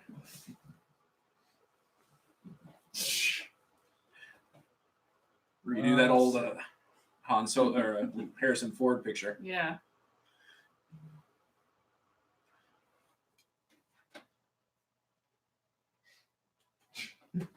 I've got here's some more esoteric props. Here is Tom Baker's sonic screwdriver from Doctor Who, and this I know Melinda's gonna roll her eyes. I'm gonna roll my eyes. This is Stuart Granger's hat from King Solomon's Mines from the 1950 film. Which was the inspiration. Yes, it has two brims. No, I regret nothing. Well, this See, is great. Now This- we need to this just put hat's some great. googly eyes there and it can talk. This hat's great. I don't know That's what. true. This hat's awesome. Look at that. But which famous hat did it inspire? Well, yeah, I guess you could say it was an inspiration for Indiana Jones on a level, but it's so different. It's a very different, kind of hat. So, but yeah, So why does it have two brims? I asked that on the Fedora Lounge about 10 years ago when I was trying to get this hat made, and they were all like, all the hatters on there were like, we speculate that the bottom layer at the time was to absorb sweat, and the top layer was to keep out the sun. A very backwards and not at all good what do you call that thinking, because it just means that your hat's twice as heavy in the blistering heat, So you sweat more. yes, but it does give you a cool look. I mean, look at that, nice. He just walks around the house with that thing on. It's like, look at that. Look at that. Look at that. That's what he says. Knight of Ren. My dad had a flocked heads adventure team television schedule. I think they all had flocked heads, didn't they? Some of them did, some of them didn't. I think it was like now with real beard. Oh yeah, now with real hair. Yeah. This person points out that the Indiana Jones hat and Tom Baker's original Fourth Doctor hat are exactly the same model hat from the same company. Yeah. and as You a just matter made of Michael fact- turn around and pick up his. Invader 6 Doctor Darkon Who says I should send in my Ghostbusters TV tray. So I have the Tom Baker hat here from Penman. So that's Tom Baker's hat. It has a slightly looser pinch at the top, and it's got more of a swoopy brim on the side. And then my Raiders of the Lost Ark hat is actually being reblocked right now, and it's being sent back on Thursday. So I'll be getting that back soon. He put that hat through so much abuse, though. I mean, I know. Baker, he would fold it up, stick it Yeah. in his pocket. Wadded up in his yeah.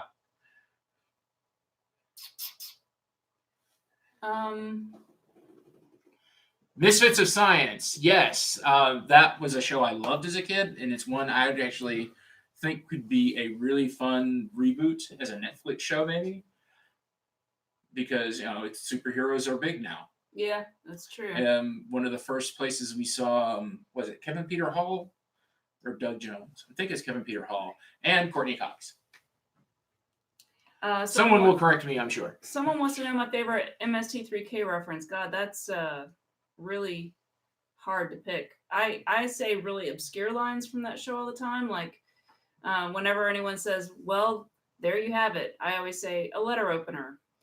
It's from the movie. See what I'm saying? It's really obscure, and then everyone just looks at me weird because they don't get what I'm talking about. It's fun for me. Best place to Scott. The best place to look for parts for Star Wars and Transformer bits. Look on eBay, and 3D printing is a whole other argument. There are people that are pro, and there are people that are against. And I personally say, whatever you feel like you can morally live with, go with God. You talking about repros? Yeah. Well, Yeah. and 3D printing. 3D printing is one of those things where I think as we get past a lot of lifespans of these materials, Yeah. and they fall apart like the rubber and the paper, we're going to have to make peace with some of this stuff being reproduced. Some of it's going to have to be. Yeah. It's like keeping a car on the road. Some of it's just going to have to be. Our The vintage main board thing I games- object to is if anyone does a 3D print or repro and tries to sell it as Yeah, an yeah. original. That Right. is not cool. Right. But if you're making it and you're telling people this is 3D printed, this is a reproduction, and you're clear about it, right. I don't personally have a problem with it. Yeah. I Burn agree. the effigy at burnaneffigy@gmail.com. Good deals. Oh, hey, dude, I'm glad you went to Plastic Galaxy. Seth is a good friend of ours, and I'm glad to wave hello to him as well. What were you about to say? Someone was asking about are vintage board games a possible option for 2019? I don't know if that means for us to talk For about. you to talk or- about, I think is what Yeah, it means. yeah, I think we can. I mean, I know we have a few vintage board games. I've always been wanting to talk about Fireball Island. Mm. I love Fireball Island. Yes, I would love to do that. I would love to do that. My friend Chris Lloyd, who, if you're a Dragon Con person, you know him as Crispy. He does love the solar reviews. Mhm. Backed the Fireball Island Right. Kickstarter. Right. It's gorgeous. Yeah. Yeah, I got to see them playing it about 2 weeks ago, and it's really nice. If you're a fan of the original, Right. I recommend it. And the person who asked that question, Dominic, is the one making it possible for us to finish the Star Trek feature this year. Oh, Dominic sent us out of nowhere the entire Playmates crew for Voyager. So all the original Star Trek Voyager crew, thanks to Dominic, is now in the studio. And it just so happens, Dominic, I don't know if you saw the Patreon video that I did. It was an update 2 nights ago. But I went into a Second and Charles the other day, and what do you know? There was a boxed Star Trek Voyager from Playmates there, and I picked it up for a fraction of the going rate. So now we can really do that. So thank you, Dominic, for sending that box. I appreciate it. Oh, anybody here remember Street Hawk? Dreamland, the Retro Blasting podcast, remembers Street Hawk, and they just did an episode about it, and you should go listen to it because Aaron and Melinda talk about Street Hawk for like an hour. It's true. It's We true. do. It's true. We've also got a deluxe holiday special coming out that's going to be like, when we recorded it, it's just over 2 hours long, so it's going to be super long, and it's about Heathers. I know a lot of people were asking for us to cover the movie Heathers, so it took us a long time to get through our conversation on that. So that should be coming out before the end of the year, right at the New Year's. I'm looking forward to that because Yeah. Heathers is one of my favorites. Yeah, it's great. And no, Matt, I have not yet regrettably ever played the Escape from Colditz board game. It is a bucket list thing for me. I would love to do that, but I haven't ever gotten my hands on it. So Ooh, are you going to Epic Killenberg? Are you going to be doing a show on Inhumanoids and the Clash of the Titans toy lines? yes, we have Clash of the Titans. We have a few Inhumanoids. I don't have many of them yet, but we will. I have the Inhumanoids TV show. Yeah. The Inhumanoids was a great show. It was very dark. Loved it. Very, very dark. Yeah, as a kid, I Yeah. loved it. I had Decompose, and he ate so many of my G.I. Joes. Really? See, we never had any of the super big ones. We had the tree guy and the lava dude. What? May I suggest for a future topic for a retro blasting feature, perhaps the designs and engineering of toys in the 80s? Maybe interview people who were involved in the production of those toys. Yeah, if I can figure out. Do you know somebody, Wilson Tortosa? Because Yeah. if you know some people, somebody, just we'll be happy to do that. Yeah. just- I find that the biggest challenge is access to certain people, certain people who were there. That's the hardest part. Yes, I will be reviewing vintage Lego sets. I just have to get the last You few, will? the ones I have from when I was Oh. a kid. I just have to get a few pieces to complete them. Do you have any Terrahawks? I do not have any Terrahawks, unfortunately. No. Do you want any Terrahawks? Is that a follow-up question from you or from Me. them?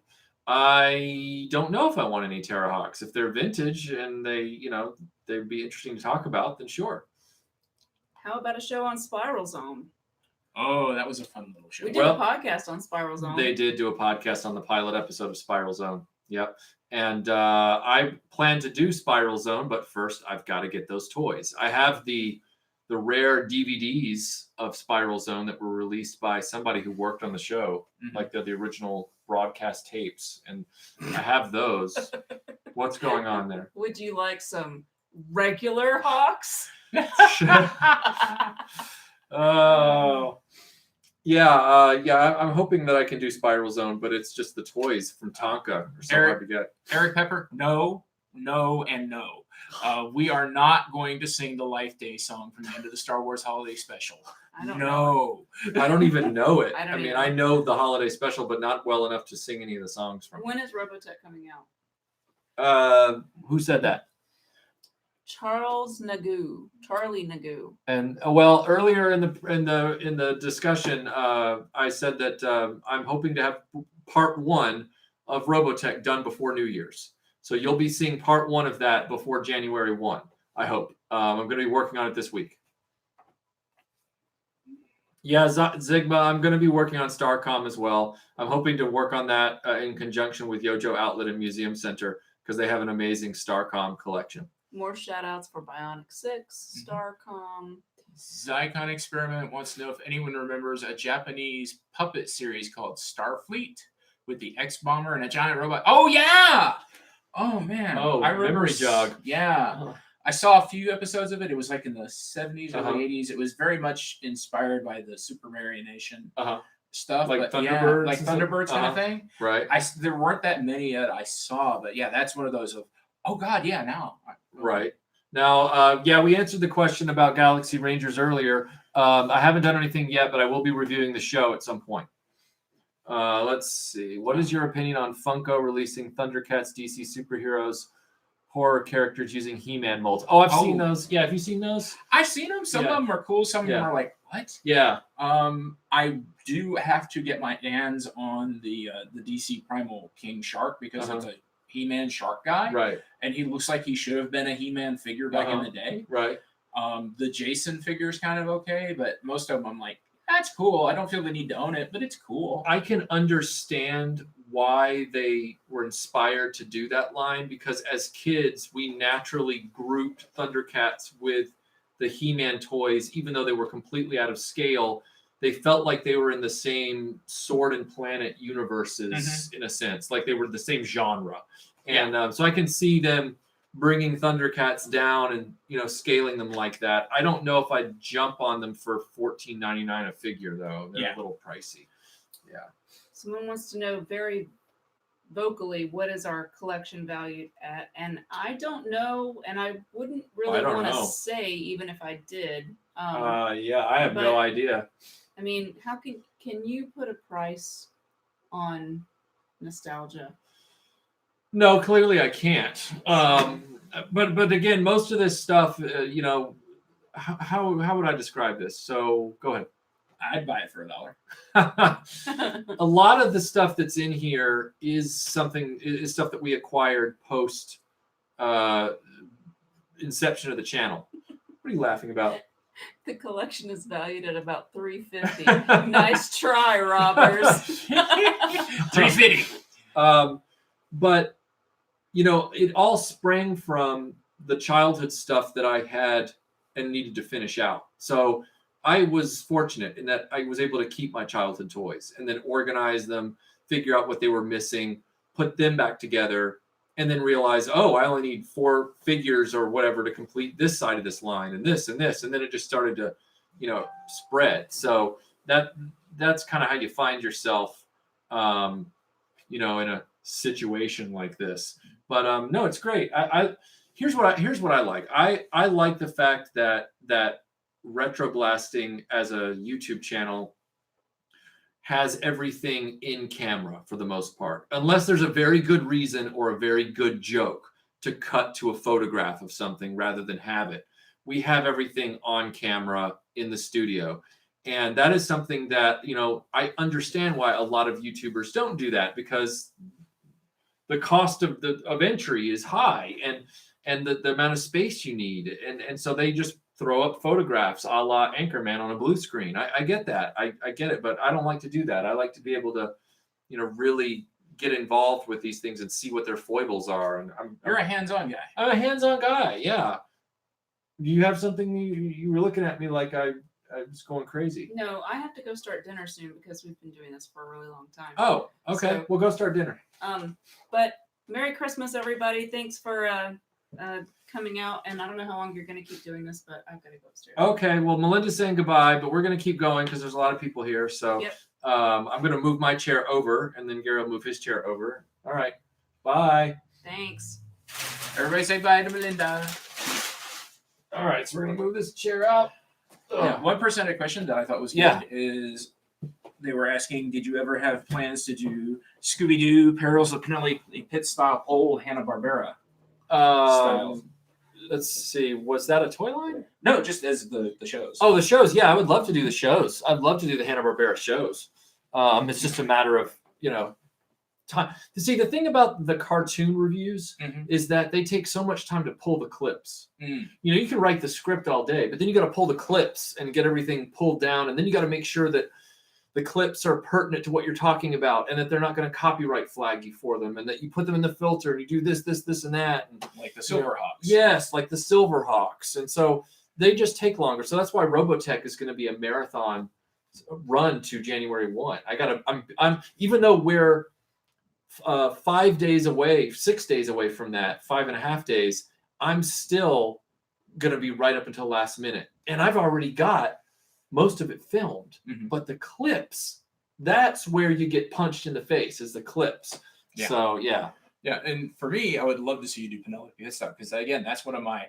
I remember being 4 or 5 years old watching that on Yeah. the reruns, Right. and that was one of my first. Ooh, what's this as a kid? Right. Laugh Olympics would also be pretty interesting to cover too, because that was like the original Right. Avengers. Right. Let's mash every Hanna-Barbera creation in there. Yes. Oh, Eric. Yeah, no problem. I really enjoyed contributing to your blog. It was very well written. So thank you for including me in that. The Fleischer Superman cartoons are awesome. Happy Festivus.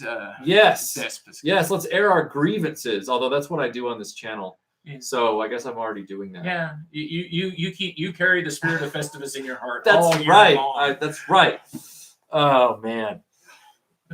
Would you ever review Power? Hey, Jessa, how you doing? Sultry Big Zoe, Mary, Michael and Gary. Hi. Would I ever review Power? Were you talking about Captain Power or Power Rangers? Or there was a show called Power, wasn't there? Was there? Like an 80s one.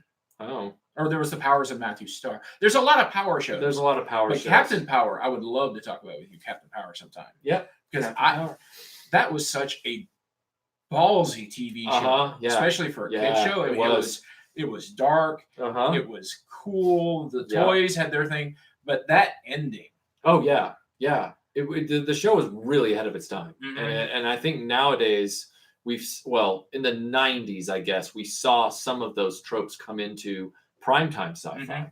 So yeah, I would love to review it. I need to get the big base for it first. I don't have the Fort Fear. It's called the Captain Power Base, and it's a big, The Power Base. Yeah. It's a big volcanic kind of place with a you know- I was thinking of Lord Dread's castle or something. Oh yeah.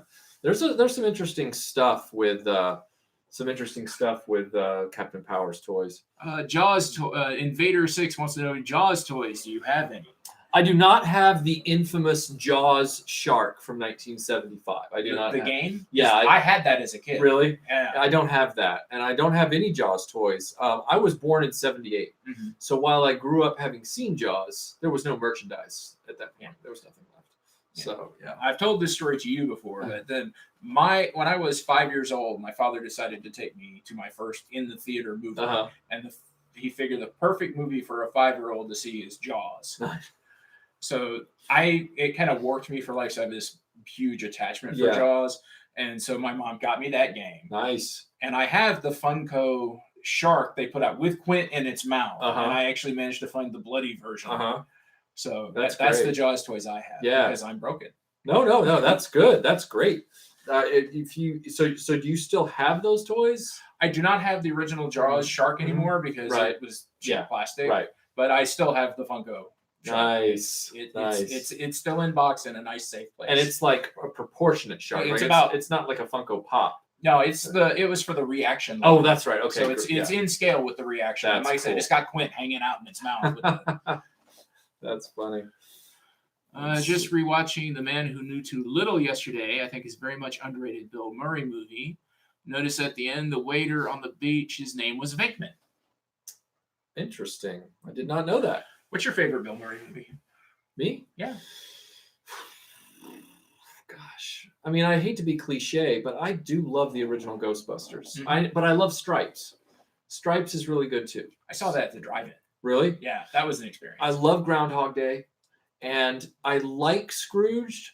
I don't like it as much as everybody else. Mm. I like it. I'm not saying I have any dislike for it, but I don't get the hype around it. Mm. Whereas with Groundhog Day, Stripes, and Ghostbusters, I totally get it. Yeah. Yeah. I think with Scrooge, because that may be my favorite Uh-huh. of his, is that ending monologue where he really sells Yeah. that changeover from Right. Scrooge to Spirit of To- Christmas yeah. and just rants at you. Right. Right. Because he really, I don't think anybody else could have pulled that off. No, and that was an excellent part of the film. I think it's more of because it's a Christmas Carol, Mhm. and I've seen that story as both Scrooged and its traditional version a number Mm-hmm. of times.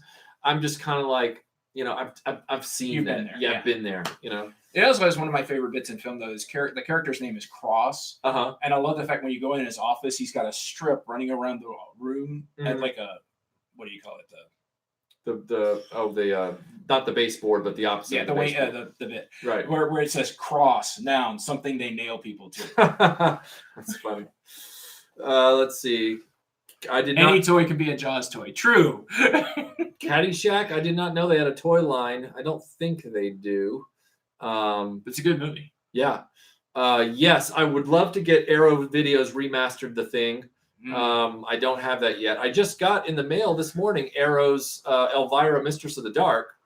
So that was fun, but I don't have the thing yet on that. I have a Blu-ray, but it's not any good. I have the Shout Factory Steelbook reissue of the thing they just did, which is supposed to be Based off the Arrow. Arrow. It's Oh. supposed to be the Arrow 4K restoration. Oh wow! And I think the thing is my favorite movie of all time. Right. I will talk about your head off. But from my understanding, there's a rights issue between Arrow Video and what they can sell in the U.S. because Shout Factory's got the same rights. So they kind of did an exchange of here you can use our 4K cut, but it does not have the extras that the Arrow Video does. So I want to get my hands on that Arrow. But wasn't it limited? It was limited. It came with art print. It came with a book. That art print was gorgeous. And it was one of those things I would give up body parts, not mine, but I would give up body parts to get my hands on it. Well, if it was a 4K resto, Mhm. then ostensibly they could offer a 4K version in the near future. That's what this new Steelbook is. It's the 4K. But it's a Blu-ray from a 4K resto, like Oh, Elvira. okay, yeah. But if they offer a true 4K, then they would package a 4K and a Blu-ray inside. Now I have to dig it up and look. Right. But Yeah. But it's one of those. I saw the Shout Factory I was like, I missed out on the Arrow one. I couldn't afford it, Mhm. and then I saw the Shout Factory one, and it was just one of those. I'm gonna buy this again. I own so many copies of that. Right. It's But almost like it's- what I said about the Star Wars home video. Yeah. Yeah, because it's Shout Factory. I love Shout Factory, by the way. Mhm. If anyone from Shout Factory is watching, if you set up a subscription service where I sent you $20 a month and you sent me Blu-rays, I'd sign. Yeah. But they've been putting out John Carpenter movies in these Steelbook Yep. editions, and I've been holding off. He said, "No, I've already bought the Blu-ray from you guys with the fancy Right. slipcover. I don't need the Steelbook, another copy." And then they did the thing, and I'm like, now I'm screwed because now that I have one, now I got to get the other Right. Steelbooks because now it's Right. a set. Yes. Well, that's what happened with the Doctor Who. Mm-hmm. I got the one set from England, the limited edition packaging of the Blu-ray of season 12. Mhm. And even though I'm a Tom Baker, Sarah Jane Smith, Elizabeth Sladen person, the next one they did was Peter Davison's. And I was like, well, I don't own any of his stuff anyway, so it would be a one-time purchase theoretically. Mhm. Might as well. So then that one showed up, and now they've got me. You know, Yep. I can't. And the same thing, I just found out that not Arrow Video, but a company in England, maybe it was Arrow, they did a limited edition 4K disc gift set Oh, of man. Escape from New York. And it's already sold Oh. out. And I don't even have a region-free 4K, so it's not like I can be able to play it anyway. But I'm like, Right. well, that can be rectified, you know? Yeah. Like but it's already sold out. I missed it by 6 months. Oh. Yeah, sucks. Yeah. So, let's see. Someone had a question on Gary, do you like John Carpenter's The Thing better than Cronenberg's The Fly? Ooh. Oh, that's a tough question because they're very different animals. But I will have to say, yes, I like The Thing more, but I do love Cronenberg's The Mhm. Fly. It's a fantastic movie. It's a wonderful look at body horror. I like Stephen King's interpretation that it's about cancer. Mm-hmm. But it is a solid movie. Mm-hmm. Years ago, when I was writing for RevSF on a regular basis, I was actually considering a top 20 modern horror movies. And for at the time, that was anything from like 1990 to 2005. Right. And that was going to be in my top 3 was The Fly. Uh-oh, did I get somebody mixed up? Uh-oh. What'd you mix up? I guess Dominic says he didn't send the Voyager figures, so I apologize if I got him mixed up with someone else. If you... Let's see. Oh, Raymond, was that you? Raymond, I apologize. Because I was getting I got a number of boxes. So I've been looking at certain address labels, and so I guess I just transposed your name. So Raymond was the one that sent us the Voyager figures. My apologies. This wasn't Dominic. Throw your face into the hand. I know. Just There you go. I'm sorry. Sorry about that. But yeah. So someone had a question on where to find the G1 Transformers episodes. There are DVDs.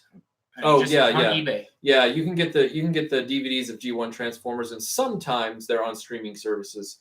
I don't know if I've seen them lately, but sometimes they are. So yeah, yeah. What else we got What here? color did you choose to paint your toy collection room? And so why did you pick this color? We're down here. This color? The wall color.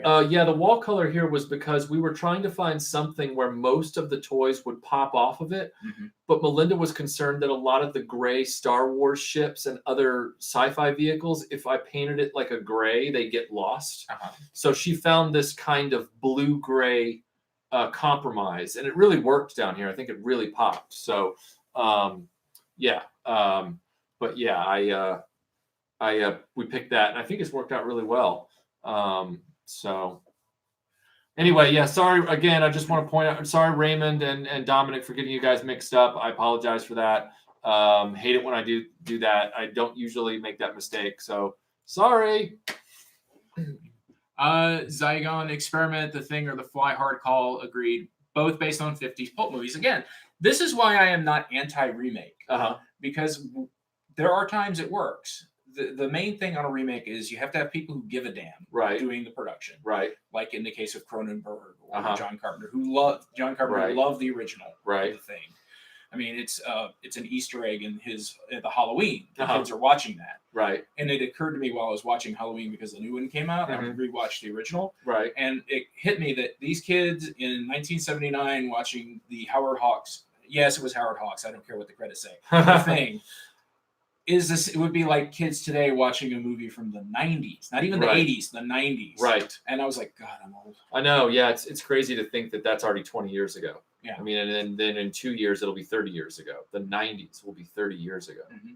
Brace yourself, you know? But kind of going back to my original point, if you have people who give a damn and care about the script and bring something new to the table, just don't retell the story. Right. Put your own different angle on it. Mm-hmm. I think a remake can work. Yeah. Yeah, I agree. It's when people doing something just for obviously the money, or they think, well, this is a known property, so we can get something out of it, like the Thing reboot. Right. The Battlestar Galactica figures didn't have eyes because Mattel just didn't put in the effort on on getting the figures painted Ah. properly. Yeah, what's up? Matt Swaff points out you can watch G1 Transformers every season on Tubi TV for free. So thank you. And Paul, thank you for the nice comment about loving the channel since you found it a few months ago. Merry Christmas to you as well. Thank you. Let's see. The latest toy line that has impressed us. Eric, the latest toy line that has impressed me were those ninjas. I really like the Yeah. Feudal Ninja series. I thought they were really cool. And I would love to see them do a second line, Me too. a Yeah. second series or whatever. Mhm. Because I want a lady ninja. I want red. Yeah, I want a lady red ninja. Jinx. I Yeah. want a Jinx ninja. Yeah. Let's see. What is your next restoration? Also, Marvel Legends right now are putting out some really good figures. Yeah, they are. They are. I'm not real big on some of the overt detailing. Mhm. I don't need to. If you're in a bodysuit, I don't need navels. Right. But they just use the same buck for Yeah. every. And I'm like I don't. I know that's a little much, but I'm like, in the comic book, if you're in a bodysuit, like you're Firestar or something, they don't draw everything that you can see underneath it. But because they're reusing the one figure, anyway. Let's see. My next restoration, Scott, is the Cobra Terrordrome. We're going to be doing that this year for 2019. It was donated to us by a good friend of ours named Stephen Maybe, and we're going to be redoing the Cobra Terrordrome. So. Eric Pepper wants to know what we thought of the live-action Spider-Man TV series. You mean the one from the 70s, probably where he had the salt shaker, salt shaker eyes? Yeah, and he would sort of get pulled up a building while doing this. Yeah, I'd love to review it. It's hard to find all the episodes. They've never been officially released on DVD. So I've watched some of them on YouTube recently, but I need the whole series before I could do a full review. And then Matt, what you're seeing in here, to answer your question about my brother and his toys, you're seeing his toys and my toys. They're all here. They're all here. They're all restored. My brother actually kept better care of his toys than I did, in the sense that he didn't really ever play with them. So like my toys ended up, I would play with them to the point that I would lose a weapon. I didn't abuse them, but I'd lose a weapon. I'd do this. Jonathan, man, his toys were in such good shape. It's like he never played with them at all. Yeah. All the weapons. And he also owned the bigger stuff. So like He-Man, Ninja Turtles, Thundercats, those accessories are harder to lose. Yeah. Whereas mine were small. There was a really good question I want you to answer if you scroll up just a little bit, Okay. because it's something we've talked about. Uh-huh. Where'd it go? It was about Ice Station Zebra. Oh. How far up was it? It hadn't gone too far up. Okay. There it is. Night of Ren 789. I remember watching Ice Station Zebra and hoping for a monster. That's what happened to me. Yeah. That's what happened to me with Ice Station Zebra. That's, oh man. Okay, so for people who don't know, Ice Station Zebra is a 60s spy political thriller. Right. Sort of. It's set on a submarine. A Right. satellite crashes in the Arctic, a spy satellite. Right. And the American sub is basically ordered to go and get there before the Russians do. Right. And John Carpenter has listed this as a big influence on him for The Thing. Keep going. I found the movie. I just stumbled across it like on AMC, and because I hunted it down because I'm a huge Patrick McGoohan fan from The Prisoner, and he plays a British spy because he played Danger Man in the 60s. Right. But anyway, that was the main reason I hunted it down and finally watched it. And there, if you have only heard about the movie because of John Carpenter saying it was an inspiration, then you're going to expect You're going to expect that there's a monster in it, which is what happened to me. Because for years I heard it was the inspiration for The Thing. It was the inspiration for The Thing. And it turned out that if I had only been told it's a Cold War submarine movie, then I would have totally loved it. And I don't hate it. Yeah. But I've got to go rewatch it again with a different set of expectations. Yeah, the main way it's an inspiration to The Thing is it's very much a paranoia movie. Right. Because it's the height of the Cold War. They know there's a Russian spy. Uh-huh. And part of the whole movie is who is the spy. Right. And the main part of The Thing is who is the thing. Who's a thing, who isn't, who can you trust, who can you not trust, So that in that way it's an inspiration. But if you have yourself calibrated to think of it as this way, and you're at the end and you go, there's no monster, then Right. or the monster is communism. Yes. And yes, or it's a red herring. Yes, I did say yes that Black Hole is one of the most expensive to collect as far as number of pieces versus price of each piece. proportionally speaking, Black Hole is a very expensive line to collect for what is only a series of about 10 action figures. Yeah. The Marvel Legends thing rules. I've seen pictures. I've yet to find it in the store. I've been hunting Walgreens like crazy because it's a Walgreens exclusive. I have found more Herbie and Invisible Girls than I can shake a stick at. I've seen a few Mr. Fantastics. I have yet to see a Human Torture thing live in the store. And if I do, I'm grabbing them. I found a Silver Surfer the other day. Apparently Right. He's hard to find. But I'm not a Silver Surfer guy, so I didn't pick it up. Oh, okay. Okay. Now look at this. Yeah, that's with Patrick McGowan. Right here it says, The Prisoner is the greatest TV show ever made. Gary- I will not fight you on that. Gary, can we get Michael in charge of the Doctor Who track at next year's Dragon Con? That's above my pay grade. But send your suggestions to the Dragon Con. There's a Dragon Con Facebook group, and they have their own webpage. Go with God. The new Star Wars 3-pack of Luke, Emperor, and Royal Guard are some of the best 5 POV figures anyone's seen them. I saw them in the store. It's a really good set. They look really nice. Oh, is there a new set out? Yeah, they've started a new 3 1/4 legend sort of line of, here's a set of Luke the Emperor and this guy. Oh. Here's little scene sets. Yeah. Oh, that's cool. Let's see. The Macross Bridge playset video. Well, John, to answer your question, that's Fernando. Did I not read your question? What was your question? Oh, wait, here it is. Please, I really want to know about the Snake Eyes remake from the 2006 classified one. I'm going to need a little more detail on that. There's been a lot of Snake Eyeses. I think he means there was a because my friend Jerry at work has one. It's a 3 1/4 sort of classic ultimate style where he's got the visor, but he's got a bandolier of grenades. Okay.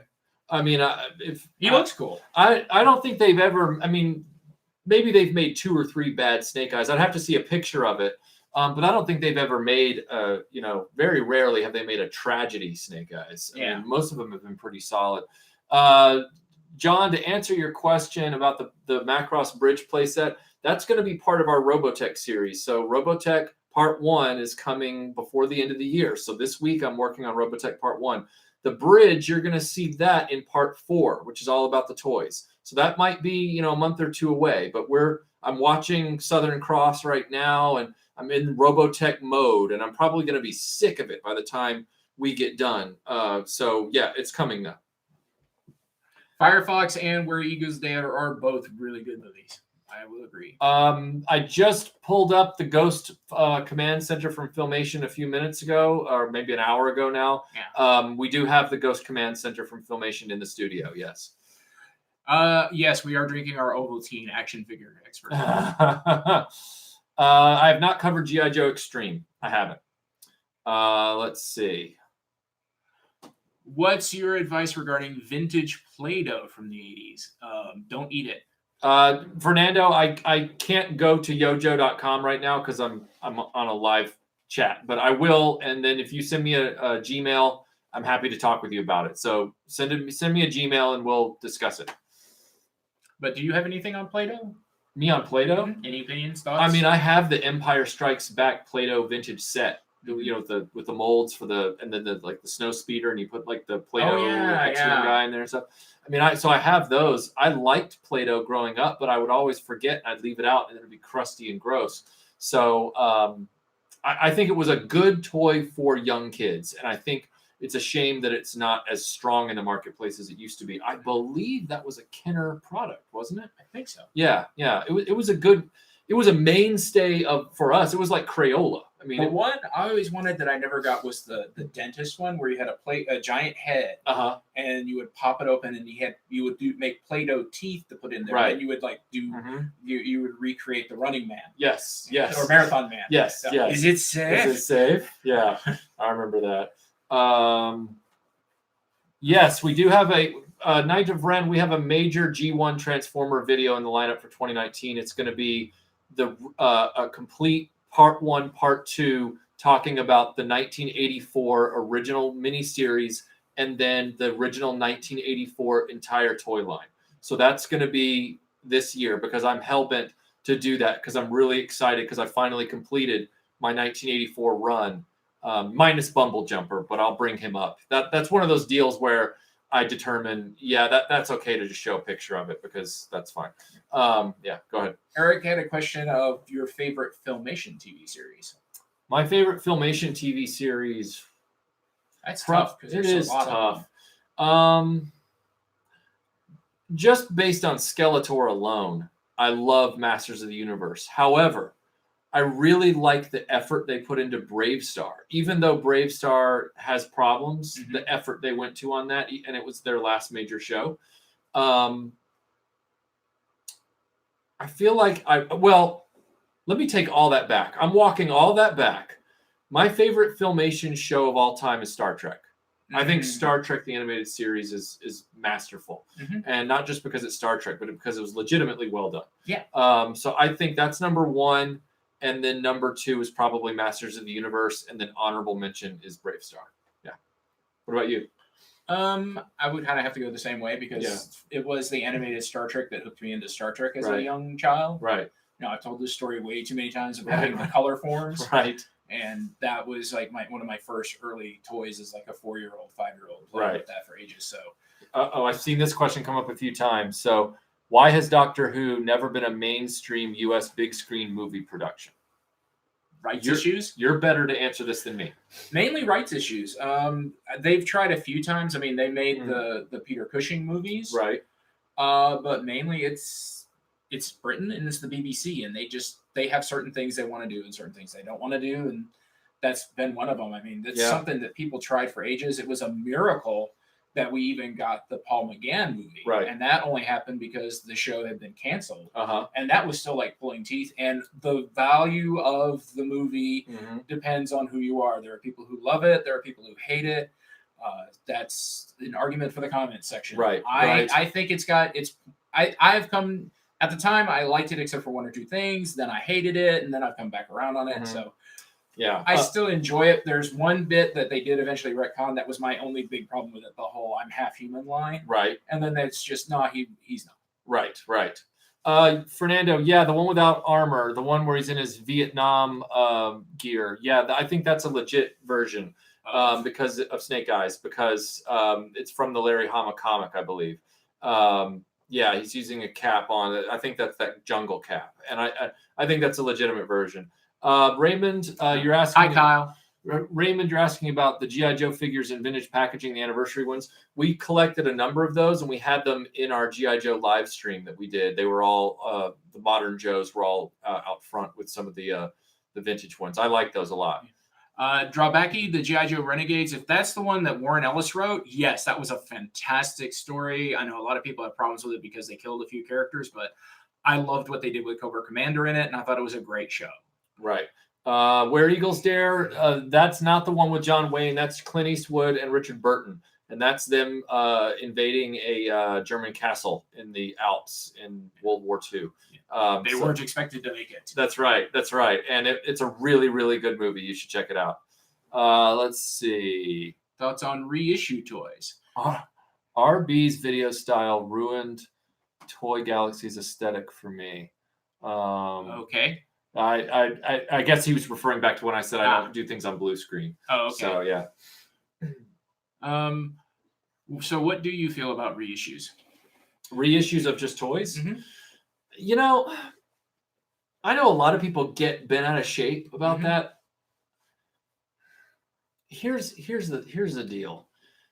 If you're collecting, the only reason I can see someone getting mad about that is if they've been collecting for investment purposes.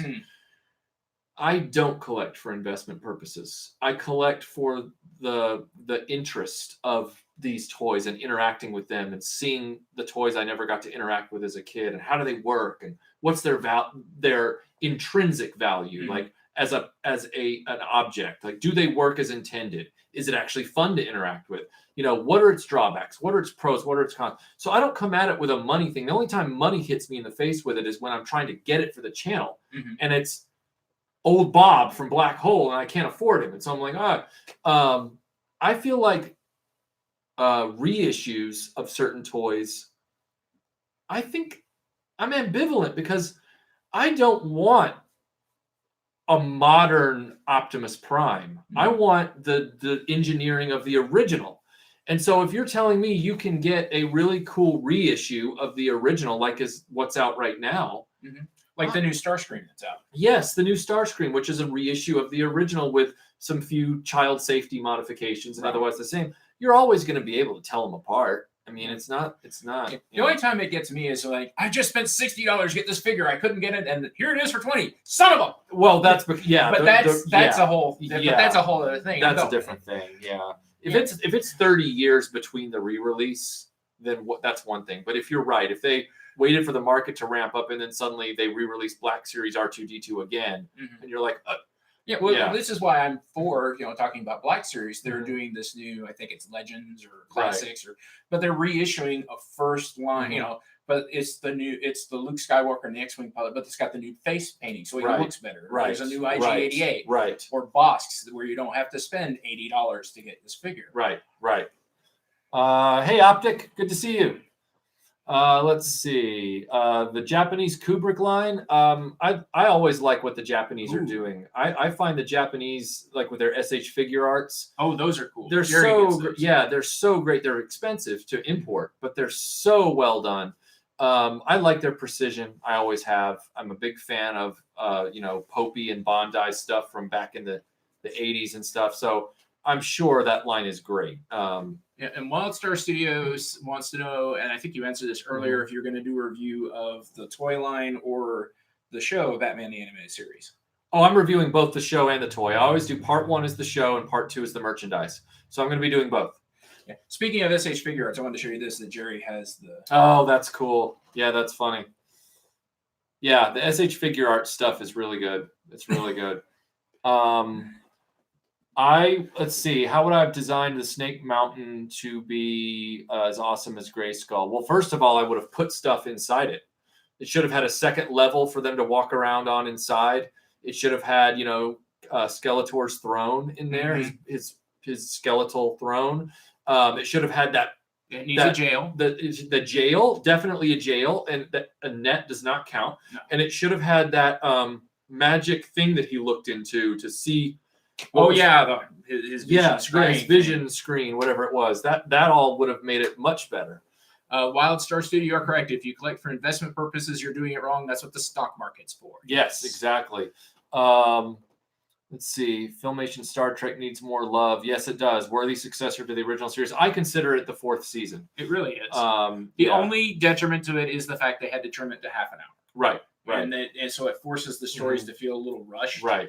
But And there's some solid sci-fi in there.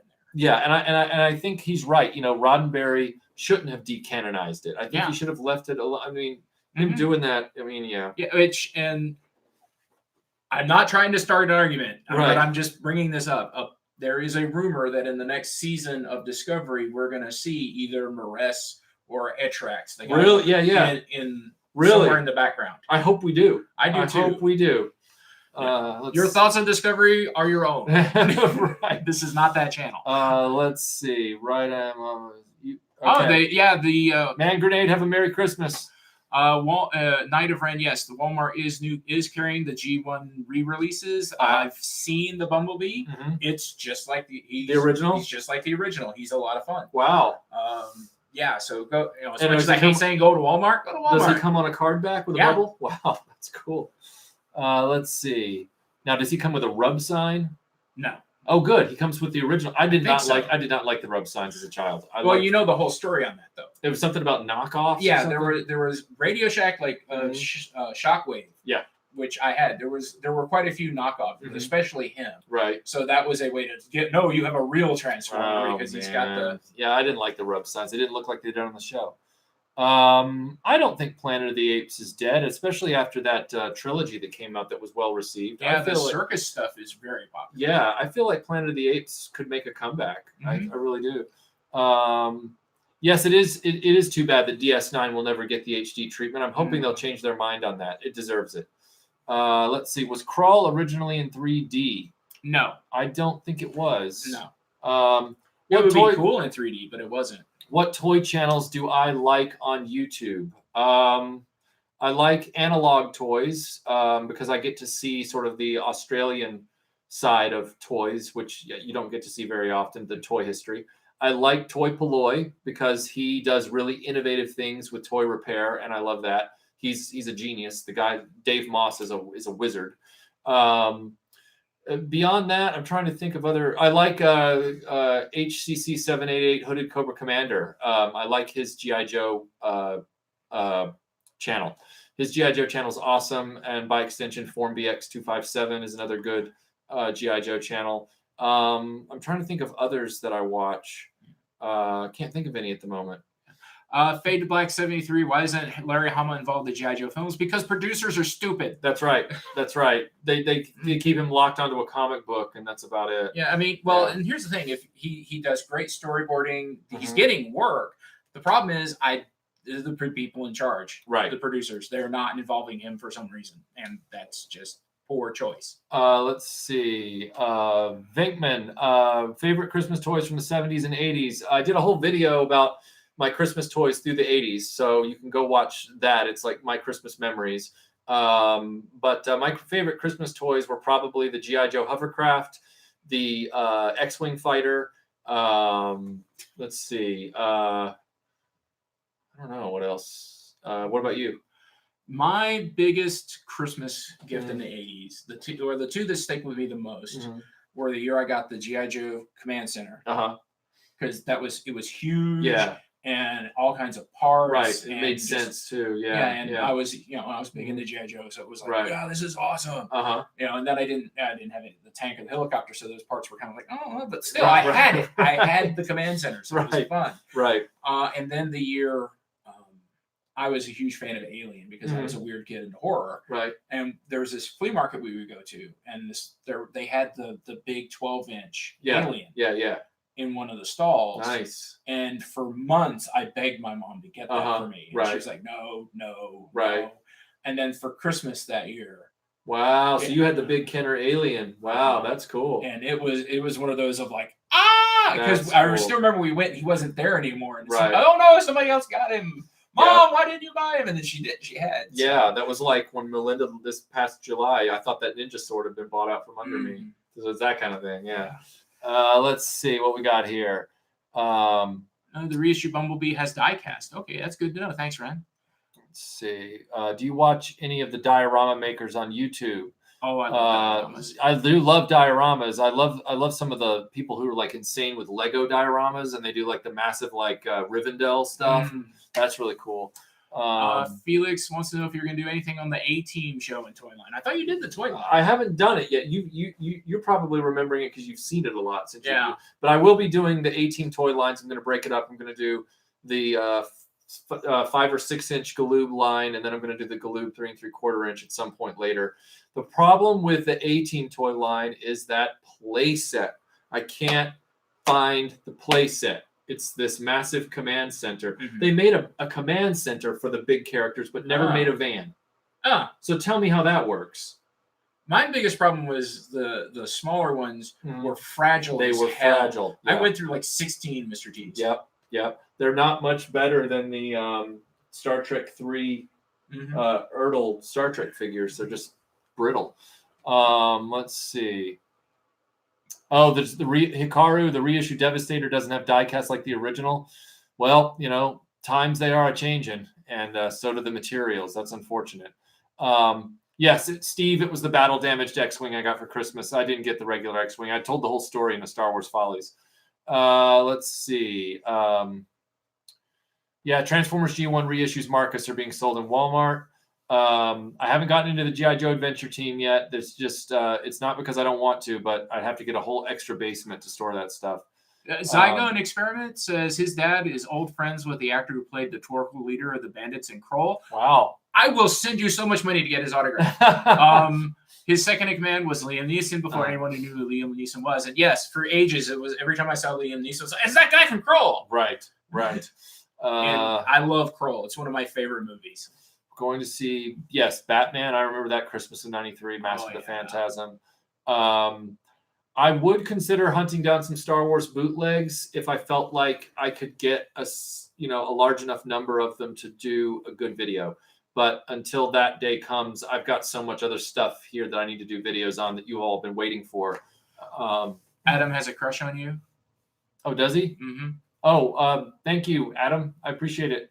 What kicked off your interest in World War II? That's a good question. My interest in World War II probably kicked off by living in England. Mm-hmm. I mean, I knew what World War II was before that, but I wasn't that invested in it. But then, oh no, I'm sorry. How did I mess that up? My interest in World War II was that's an easy question. It was kicked off by Raiders of the Lost Ark, and then realizing what was tied to that, and then exploring that, and then in England it really kicked off because then all of a sudden I was around all of it. I had proximity to it, and with my parents, or sorry, my dad and his father being connected to the Memphis Belle, it all just kind of, and then I really got into the British side of it. So and then there it was. As a matter of fact, while we're sitting here on the subject, I'll be right back. I'll just going right here. Feel free to answer questions.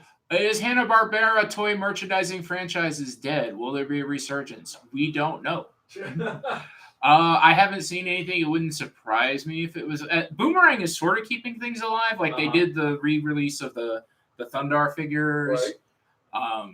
So it's probably gonna be one of those things that'll come and go, bits and spurts, whatever gets popular. Because every time there's a new Scooby-Doo show, there's some new toys, but nothing ever really goes like Yeah, I'm really into World War II.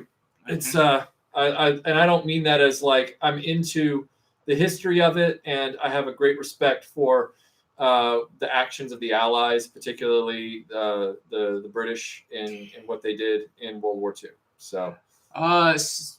Christie, Space Hunter, Adventures in the Forbidden Zone in '83 was in 3D. Yes, it was. Saw it in the movies. I feel for you. I want my 350 back. Yeah. Yes, Despaxus. My father, his father knew Margaret Polk, who was the woman the Memphis Belle was named after, and my grandfather knew the pilot and some of the crew members. And then I got to meet the pilot when he gave me my Eagle Scout medal in 1993 at Bassingbourn in England. So I was it's a whole story. I should probably do a video about it at some point, but I feel like it would be really self-serving. So CMB 76 says just for fun they picked up a few of the bots. The quality is junk. One won't even transform. One was missing a part, and they are just bad. That has been one of my problems with until recently. A lot of they keep making Transformers toys because it's a license to print money. Right. And for the last few years, they've been putting out a bunch that don't transform. It's in bot mode all the time. But it's like it says Transformer right on there. Right. If it doesn't transform, what's the point? Because now Transformers is the licensed brand name rather than the function of the piece. Yeah. This is a non-transforming Transformer. What? Now, I admit that there were some of the original Transformers that were hard to transform, or that if you didn't do them right, they would break. Right. And that was a pain in the. Yeah. But you should at least flip something. Matt, thank you. This is a British P-37 battle jacket, also known as a BDU, as you know, because you're over there right now. I have this. I have an RAF blue version. I love my British BDU. That is my uniform of choice. If I was talking about World War II, is British wool. Yeah. Vinkman wants to know if there are any vintage movies that didn't get toys that you wanted. He wanted a Short Circuit Johnny 5. I would love a Johnny especially 5. when there were Short Circuit Johnny 5 toys in Part 2. Yeah. And I'm sitting there like, where are those? And they never sold them. It was a joke. That's probably, you probably named the one that I would have wanted. Yeah, I would have wanted that. I also wanted movie Ghostbusters. Yeah. Which we didn't get until recently. I wanted, right after Ghostbusters came out, I wanted movie version Ghostbusters because the cartoon didn't show up for 2 years. Yeah. And in the meantime, I was like, I used Flash from G.I. Joe as a Ghostbuster because he had the pack with the thing. Let's see. The new figures look really good, except that they don't have one piece of tubing. Right. The Mezco 112 collective, which those toys are amazing, but they're expensive. Right. And there was another one I was about to say. Oh, the Diamond Select Uh-huh. cartoon based. Right. I actually want to get my hands on those. I 'cause would they like to look get those really too. good. They look. Have they even come out yet? I don't know. I keep seeing pictures of them, and Right. I really want the Egon because Right. Egon was my favorite. Yeah. Yeah. I mean, I love Venkman, but Egon Right. was the guy. Yeah. Egon was cool in that show. Let's see. Yes, we are going to do an A-Team review show. I said that earlier. Let's see. Your great grandfather was the supply division for the Battle of the Bulge. Well done, Eric. That's awesome family history. Let's see. Dablowski Well, wandered all over Italy during World War II and fought against the Nazis and Mussolini with the Italian resistance in North Italy. wow. Well done. This is great stuff. And the block live in Norway coast in France. Hi. And I have a lot of Nazi bunkers, remnants everywhere. I used to play in them as a kid. Yeah, Wow. when we were in Normandy, I probably crawled through every bunker that was on the beaches. I probably went through every single bunker. It's hard not to. Mackie Shepard says Disney gargoyles. Oh, I don't know if that's a question or a statement or just. we have one or two Gargoyles action figures, mint on card, and we have the series, but we haven't gone down that rabbit hole yet. We plan to. We want to. Let's see. Fade to Black says, any interest in Micronauts? One of my biggest Christmas memories was getting the rocket tubes and Battle Cruiser and Homatroid. Wow. You served with your dad. See, your dad's uncle's World War II patches. Well done, Knights of Ren. That's awesome. That's awesome family history. Let's see. So Micronauts. I had the one that came in the Egyptian sarcophagus. Oh, really? I know that one. Yeah, it was a fun little toy. I never had any Micronauts growing up. Not one. And I think it's because I was right as they were going away. Yeah, I was aging up. You know. Yeah. Any interest in them? Oh, I love them. I love their design. I would love to have some. I saw it. You had some. I have one that was sent to me, and they say it's a re-release, but let's see. Any interest in the new Hellboy film? Cautiously optimistic because I'm a fan of David Harbour. I think he's a good actor. I like the tone of the trailer. I know a lot of people are saying he's not red enough. He's more pinkish, but I'm a wait and see. Right. I mean, I love Ron Perlman. I love him to death. Those two Hellboy movies are fantastic. Yeah. But we'll see. It's too early to tell. Yeah. I mean, I'm not going to judge it yet. Right. Let's see. Wow, there's a lot of people who are. That's funny. My great grandfather served in the Trojan War. Which side? Oh man, so there's a lot of people with. Thoughts on Shogun Warriors and the various anime they were based on. I had Mazinga. Uh-huh. And I had the Godzilla. Wow. And I loved them. I thought I could never wrap my brain around Godzilla firing his fist off. Right. And the little tone. Right. Yeah. But it was awesome. It was a Godzilla. He was in scale for my smaller figures. And I love that Mazinga had the rockets that would fire off, which eventually I lost all of them. Oh, that hurts. And and he had the little ship that came out. But he was fun. He was big. He was chunky. It's hard to collect those, though. Yeah, because a lot of pieces came off. Yes, and they're so big to like. Yeah, where are you going to put them all? Mm-hmm. Yeah. When I moved away, I gave my best friend at the time the Godzilla figure. Because it was this is very important to me. I'm going to miss you. You're my friend. Right.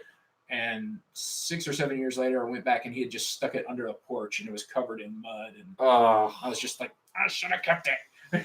Thoughts on Masters of the Universe classics? I like them. They don't make enough of them though, so they're always very expensive on the secondhand market, prohibitively so. And I don't think that any modern toy should have that, unless you're Hot Toys. It really shouldn't be that expensive to get in on a new toy line, and so they need to make more of those. Yeah, and they do these deluxe ones that are like $70, $80, which look fantastic, but I'm not dropping $80. No, not for He-Man. No. Maybe Tila, but not for He-Man. Yeah. I mean, there's a that like I said, that Skeletor with his jaw will move and all this, and he's like, he looks fantastic. I'm not dropping $80 on it. Yeah. Yes, I did see the Transor Z cartoon. I'm sure you saw it as well. I would, as we said earlier, Gaz, the Galaxy Rangers figures were sold in Europe. They're very expensive. Some of them were sold in South America, also very expensive. Congratulations to Agent X on still having your 2 Shogun Warriors. Oh, very well done. Well done. How much would a collection of Star Wars audio cassettes be worth? Are you talking soundtracks or read-along cassettes? Either way, I don't think they would be worth terribly much. Check eBay. Yeah. See eBay. what they go for on eBay. Yep. And look for completed listings, not for what they're actually selling for. You want to look for the green completed listings and then do an average. Let's see. Would you have liked to, Gaz wants to know if you would like to have the Galaxy Ranger figures, or were there any? I would love to have Galaxy Ranger figures. It's just the rarity and cost. Mm-hmm. Let's see. Oh, you're welcome. You are welcome, Thundercracker. We like doing this on Christmas Day. We used to do this on Skype, but Skype was very finicky, and there were only 25 people allowed. So even though the interaction was better, we can get more people on there with this. So I apologize. I'd love to be able to have everybody talk, but that with this number of people might get a little chaotic. So this is actually very helpful as well. But yeah, thank you for being here. Will we see something between Street Fighter and G.I. Joe again? If both properties go anywhere again, maybe. Yeah, I think we will. I think they're going to have. Never underestimate a company's ability to bring back a franchise they knew made money. Mm-hmm. They will always resurrect it. They're resurrecting franchises that didn't make money. Hasbro right now is trying to do what? The Hasbro Cinematic Universe of Inhumanoids, Visionaries, Mask, G.I. Joe. Yeah, and G.I. Joe's the only moneymaker there, you know? Well, and there were rumors, which apparently are not true, but there were rumors before Bumblebee came out that John Cena's character was going to be a G.I. Joe guy. And he was going to be the linchpin to a crossover to the adding G.I. Joe to the Transformers universe. But apparently that's not the case. Interesting. Let's see. Godzilla, Showa or Heisei era? Yes. It's Godzilla. I love Godzilla. Any Godzilla. All Godzilla. As I've said before, my only problem with most Godzilla movies is there are not enough Godzilla. It could be a 90-minute movie with 99 minutes of Godzilla. There's still not enough Godzilla. Right. Hoth Rebel, I don't believe that any parts that were made in plastic that doesn't suffer from the shattering effect, like the gold stuff, I don't believe any plastic parts that didn't suffer from that should be reprinted. I am ambivalent on rubber, paper, rubber parts, paper parts, and like anything where the gold pieces were made poorly with the gold and silver flecks, and they get brittle and shatter over time. Those are my caveats where I feel like it's critical to try and get parts back or recreate certain parts. But as far as plastic accessories, no, they shouldn't be reprinted unless you are obviously making them where they can't be mistook for the original. So, and you're not selling them as originals. Wonder Boy wants to know, this is probably a sore subject, do you know if those Jabba sail barges have shipped yet? I do not believe they have. They said it was going to be a year from the end of the Kickstart date, or it wasn't a Kickstart, but the fundraiser, before they even saw the daylight. So, what's Wonder Boy? What's a horrible idea? I didn't see what that was. It may be something we said. Oh, well, I'd love to know what I said. Wonder Boy, I don't know if the sail barge shipped. I didn't order one. Let's see. Oh, the John Cena G.I. Joe crossover. Yeah, I would think that would not go well. But again, what do I know? Let's see. Yes, your sewer playset is next to your computer. Well done. I have my lunch boxes and my lunch boxes, my Graflex, my Broken Vader sits on the shelf above my computer. Your Millennium Falcon is still up there while we try and find a radar dish for it. Yes. Yeah.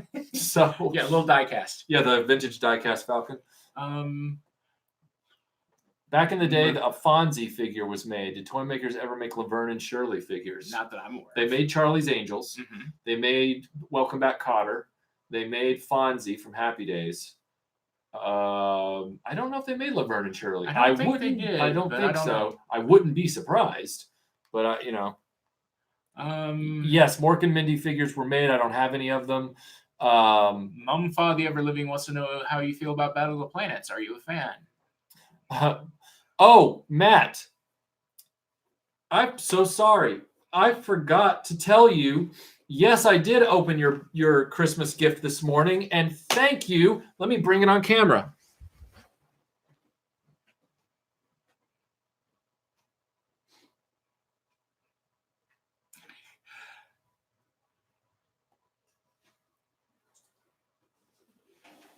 sent me this. Oh, cool. Isn't that cool? That's very cool. So Matt sent me, as a surprise, this Sky Commanders Jackal Raider still sealed in the box. I don't know if I have the heart to open it. I wouldn't. I can't. It's Yeah. see the tape. The tape is still sealed.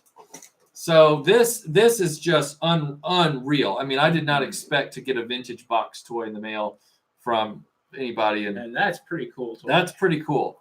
Thank you, Matt. I really appreciate this. It's going to be in our eventual Sky Commanders video. Yes, and I opened it this morning. Thank you so much. Matt Landy, did you ever play Crossbows and Catapults or Hero Quest? I played Hero Quest. I used the Hero Quest figures in my Warhammer Fantasy Battles games I Right. played with friends, and I played Crossbows and Catapults because it was fun to. I played Hero Quest. I did not play Crossbows and Catapults. I knew of it, but it's like Dark Tower. I knew of it, but I didn't play I had it. Dark Tower. Was it good? Oh yeah, It looks good. especially what I love being a kid who didn't have a lot of friends growing up. Yeah. Surprise! It was a board game that Uh-huh. had a solo play Right. option. Right. So I played that until it fell apart. Right. Right. And there's talk of a reissue. There's a Mhm. Flash game based Wow. version of it. It's really popular, and it was a lot of fun. Uh, Towers ball. Oh yeah, I've heard it's great. Rad Bear, yes, we do this every year. We didn't do it last year because of building the studio, but we usually do a Christmas chat every year. We used to do it on Skype, and now we're doing it here because the number of people that want to join. Let's Do see. you think they will stop making 5-point articulation figures for Star Wars? No, No, they No, won't. They never. won't. And it's a also, license to print money. somebody wants to know about your Falcon, so I'm going to go grab it. Oh.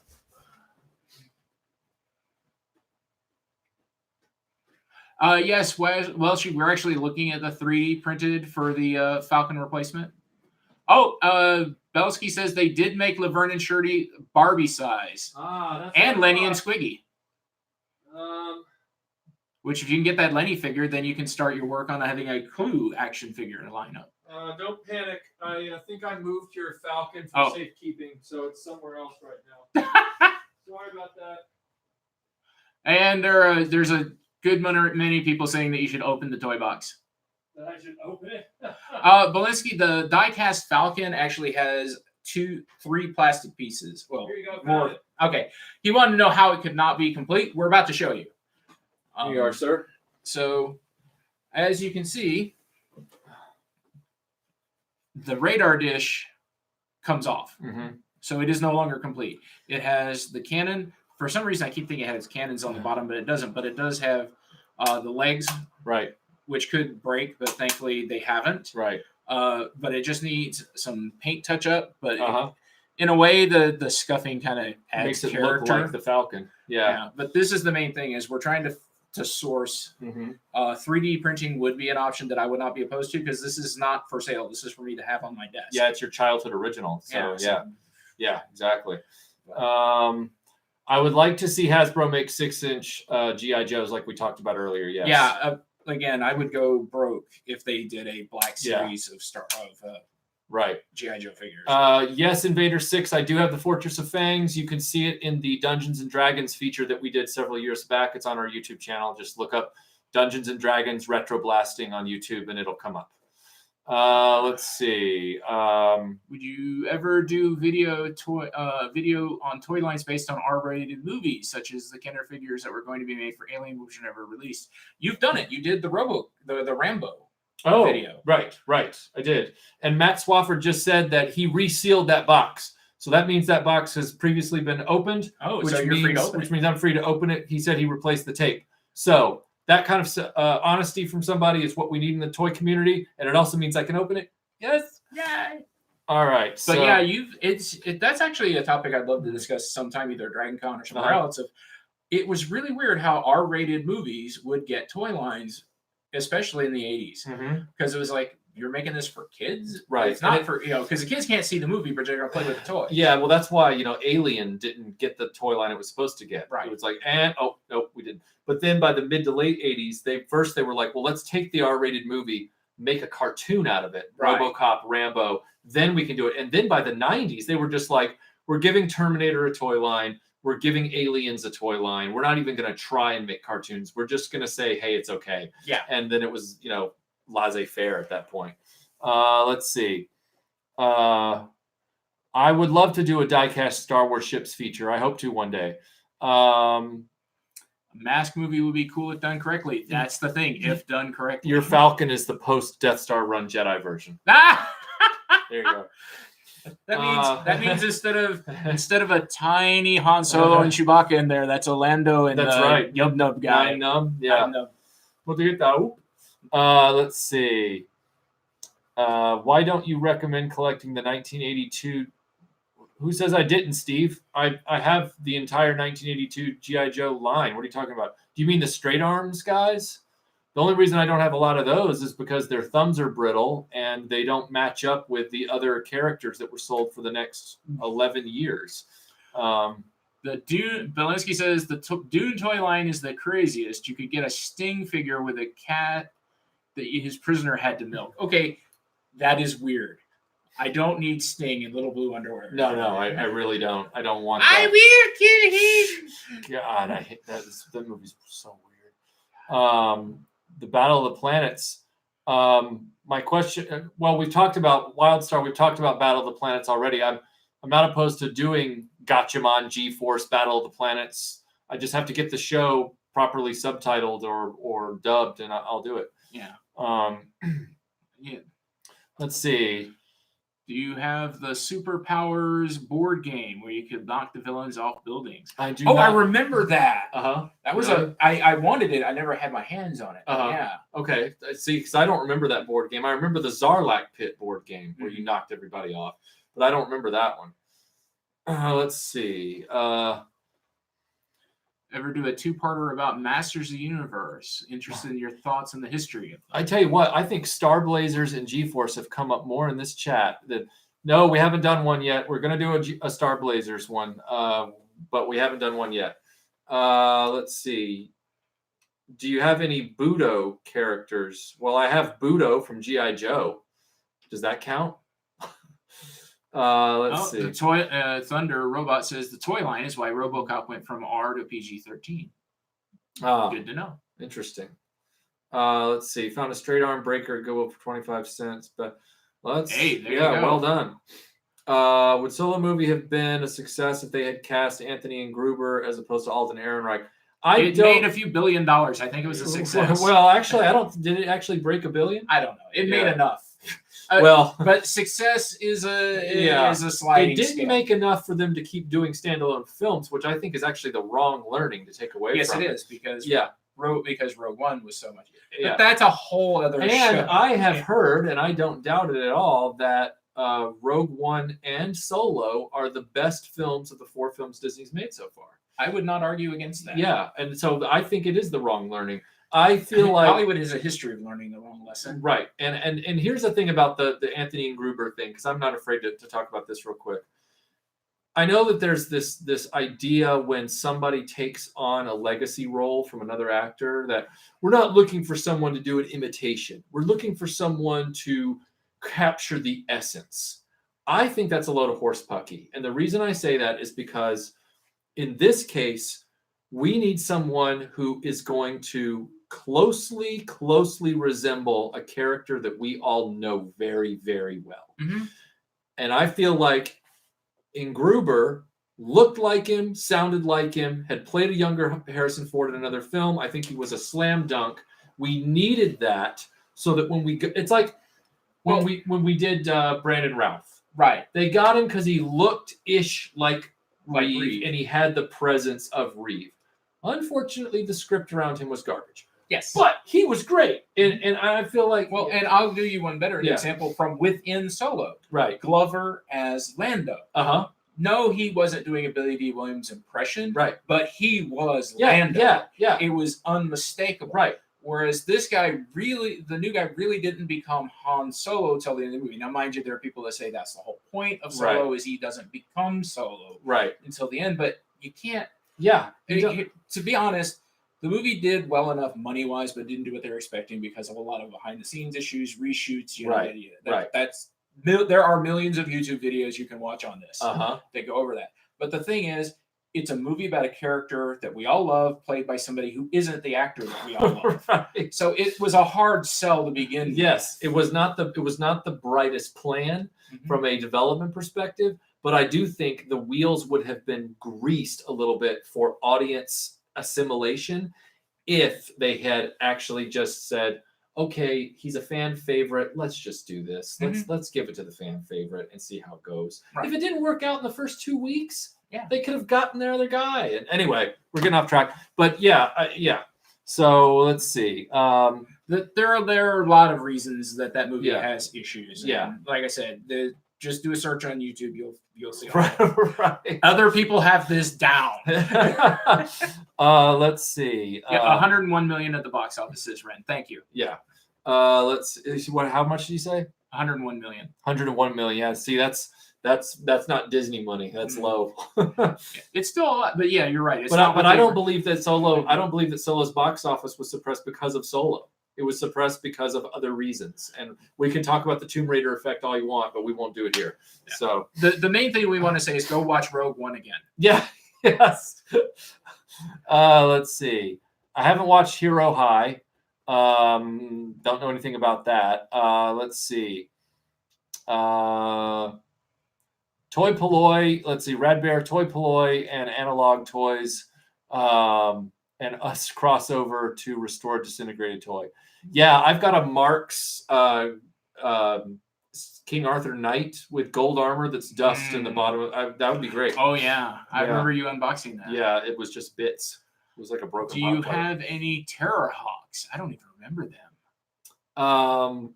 I don't. Yeah, they've brought this up a few times today. Terrahawks. I don't have any Terrahawks. Not opposed. Just don't have them. The Kid from Baby Driver Solo, I would not disagree. So, Baby Driver was a fun movie. Yeah. You know what though? People hyped it so much. I went and bought it on 4K, and I was like, oh, I mean, it's not a bad movie. I wouldn't call it groundbreaking like they were saying though. I mean, The car stunts were stuff I had not seen before, Right. and the seeing Atlanta be Atlanta was nice. yeah. And I think that was part of it. And I also think if I'd seen it on the big screen, I'd been more impressed. I'm not saying I didn't like it. I liked it, Right. but like you, I wasn't blown away. But I think It's like- wonder if the big screen would have made Right. it. 'Cause Yeah. there are times that makes a difference. And also, the editing to the music. Okay. That was- it works. yeah, Edgar Wright's a fantastic filmmaker. Yeah, for sure. Let's see. De Niro and Godfather 2 is how you do it. But okay, yeah, I can't argue with that.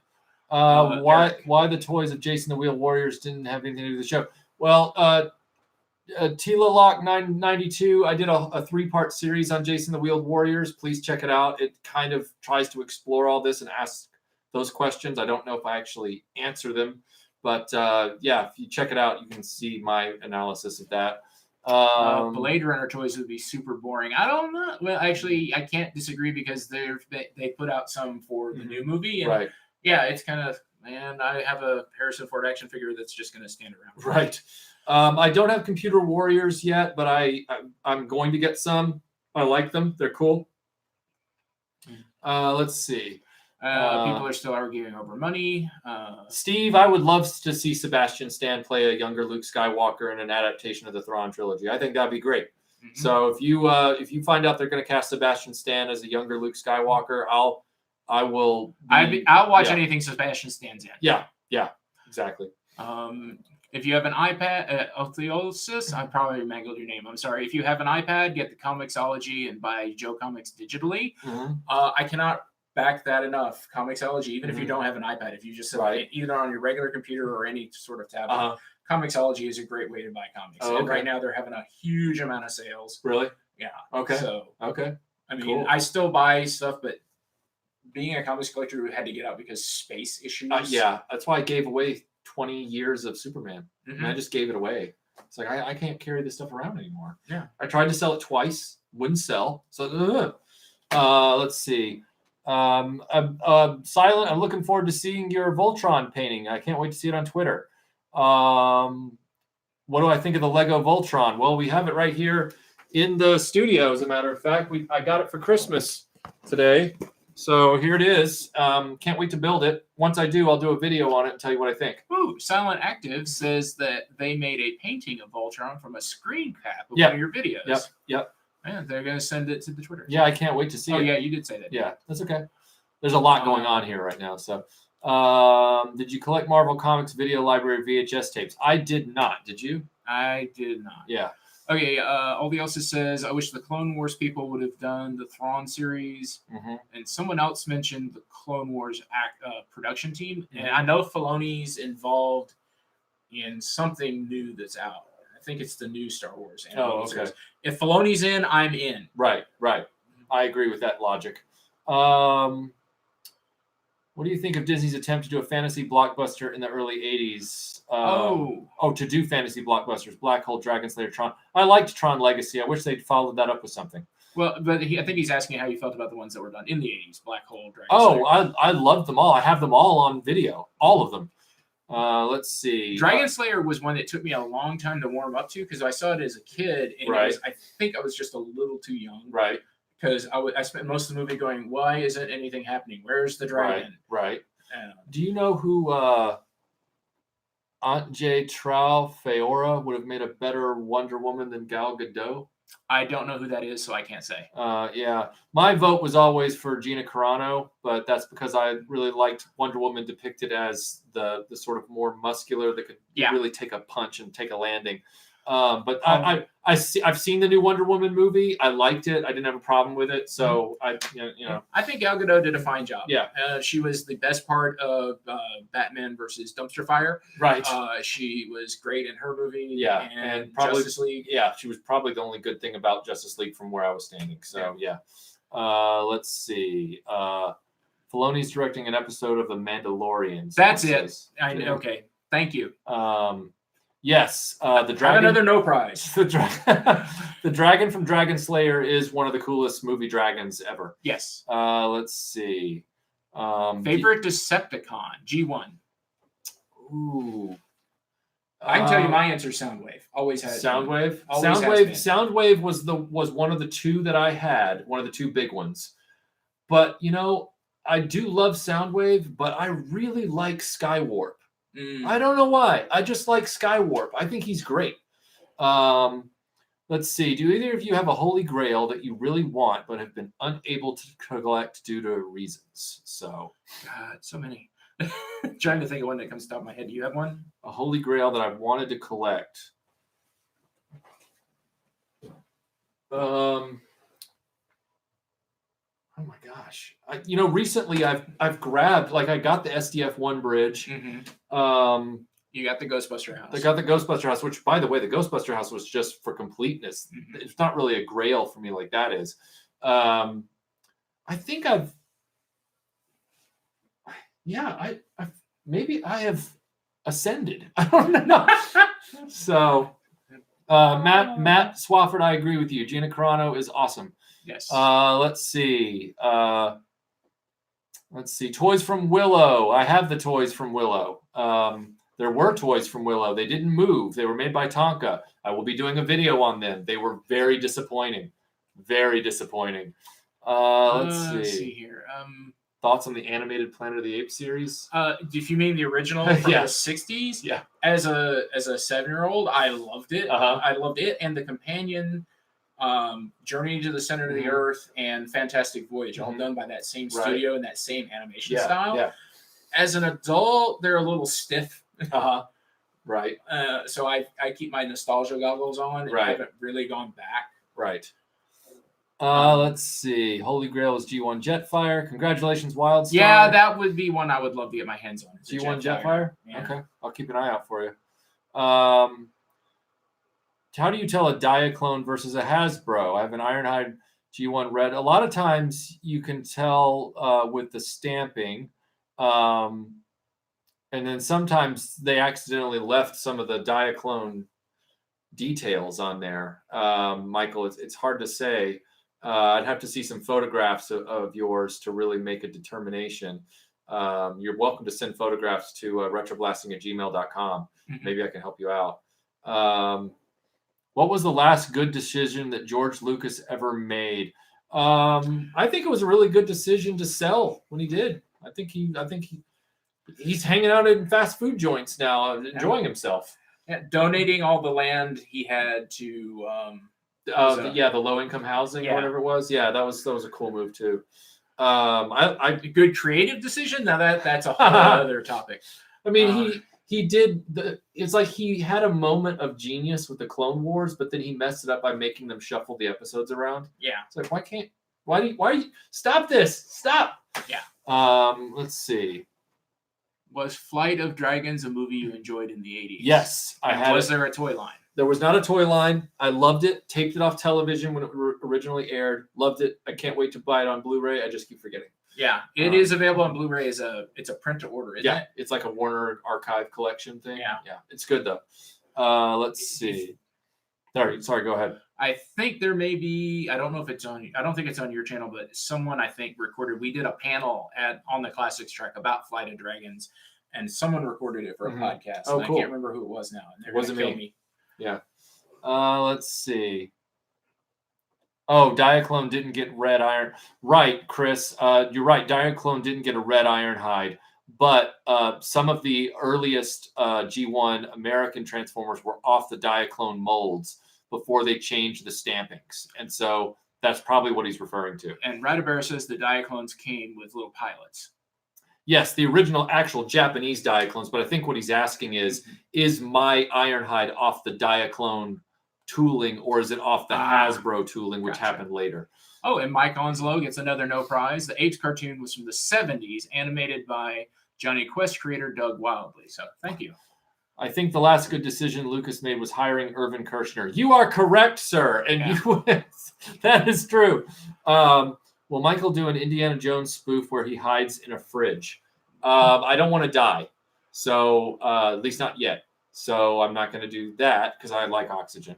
Starcom. Coleco's Starcom. Yeah, we're going to do a video about it at some point. It's right over there. We just, need the time. Let's see. Have I ever seen the movie Silent Running? Well, funny you should say that because I got the Blu-ray for Christmas today. So I'll be watching Silent Running and enjoying it because I haven't seen it since I was a child. So Fernando says, I did longbows and longswords in G.I. Joe scale and wants to send you some. Oh, thank you. Please email us at retroblasting@gmail.com and we'll try and work that out. Have you seen Sigma 6? Matt, thank you for being here, man. I love you like a brother. Merry Christmas, and I'll see you soon. Let's see.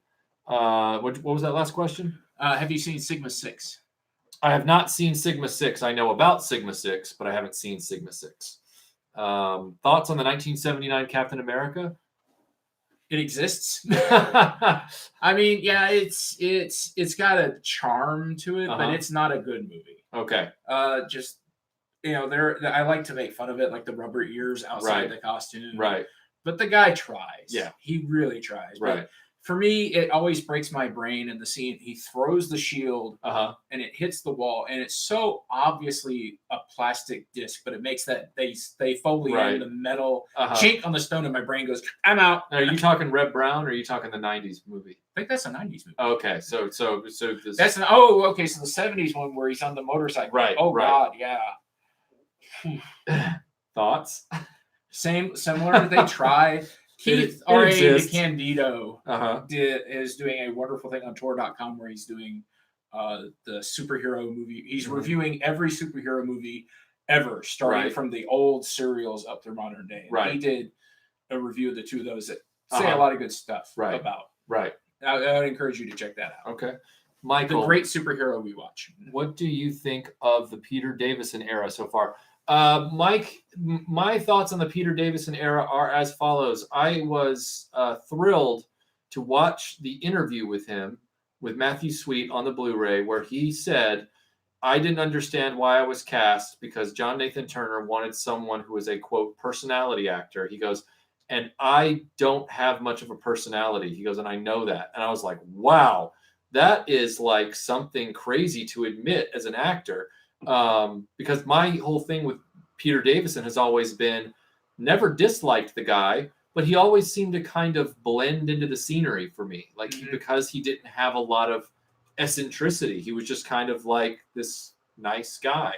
And for him to say that really reset me when I started watching the Blu-rays for this, because I was like, oh, well, if he's self-aware, then maybe it'll bring something else to the performance from where I'm sitting. And it did. And I'm enjoying it a lot more now because I feel like he and I are both in on the joke. I don't know if that makes sense or not, but yeah. Let's see. Enjoy your dinner and your holidays. You need to go to bed. Welshie, thank you for being here. Merry Christmas to you as well. Yeah, we are creeping up on 5 o'clock here. Yep. So we're probably going to shut this down in the next 2-3 minutes. Thoughts on Phase 4? If you mean Star Trek Phase 4, that the series that almost happened but didn't, good ideas. They mined a lot of it for next gen. Right. Let's see. Did you guys watch Star Wars Holiday Special today? No, I did not. I did watch Voyage of the Damned with David Tennant and Kylie Minogue. Yeah. That is all I'm going to say about that, because I don't want to go off on a big thing about how awesome that is. So I will say that 2 years ago at DragonCon, for charity, we did a screening of the Star Wars Holiday Special. The charity function was when the movie started. If you wanted to leave within the first 15 minutes, you had to pay $20. If you wanted to leave in the next 10 minutes, it was $15. I paid my $20 and got out. Thank you, Wildstar, he's loved our review of Tom Baker's debut in Robot. Thank you for watching that. We're going to be doing more of those on Who's the Doctor here in the new year, and also Oli Theos. Great way to spend most of the afternoon, guys. Thanks for doing the chat this way. Hey, you are welcome. Thank you for being here with us. This is something we like to do every year. Just get together with everybody, because you never know what someone's situation is. You never know if somebody's alone at the holidays, and nobody should be alone at the holidays. So that's why we do this. No ads, no super chat, just us all talking. Yeah, again, if you feel like giving money, donate to charity, maybe in Retro Blessing's name, maybe not. Just find a charity you support. Yep. Let's see.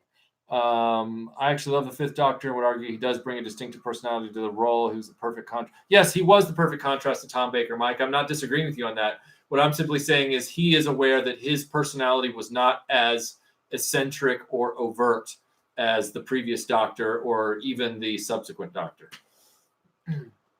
Hi, Investigator. Thank you for getting your words in. It's great hanging out with you too, Eric. Thank you. Let's see.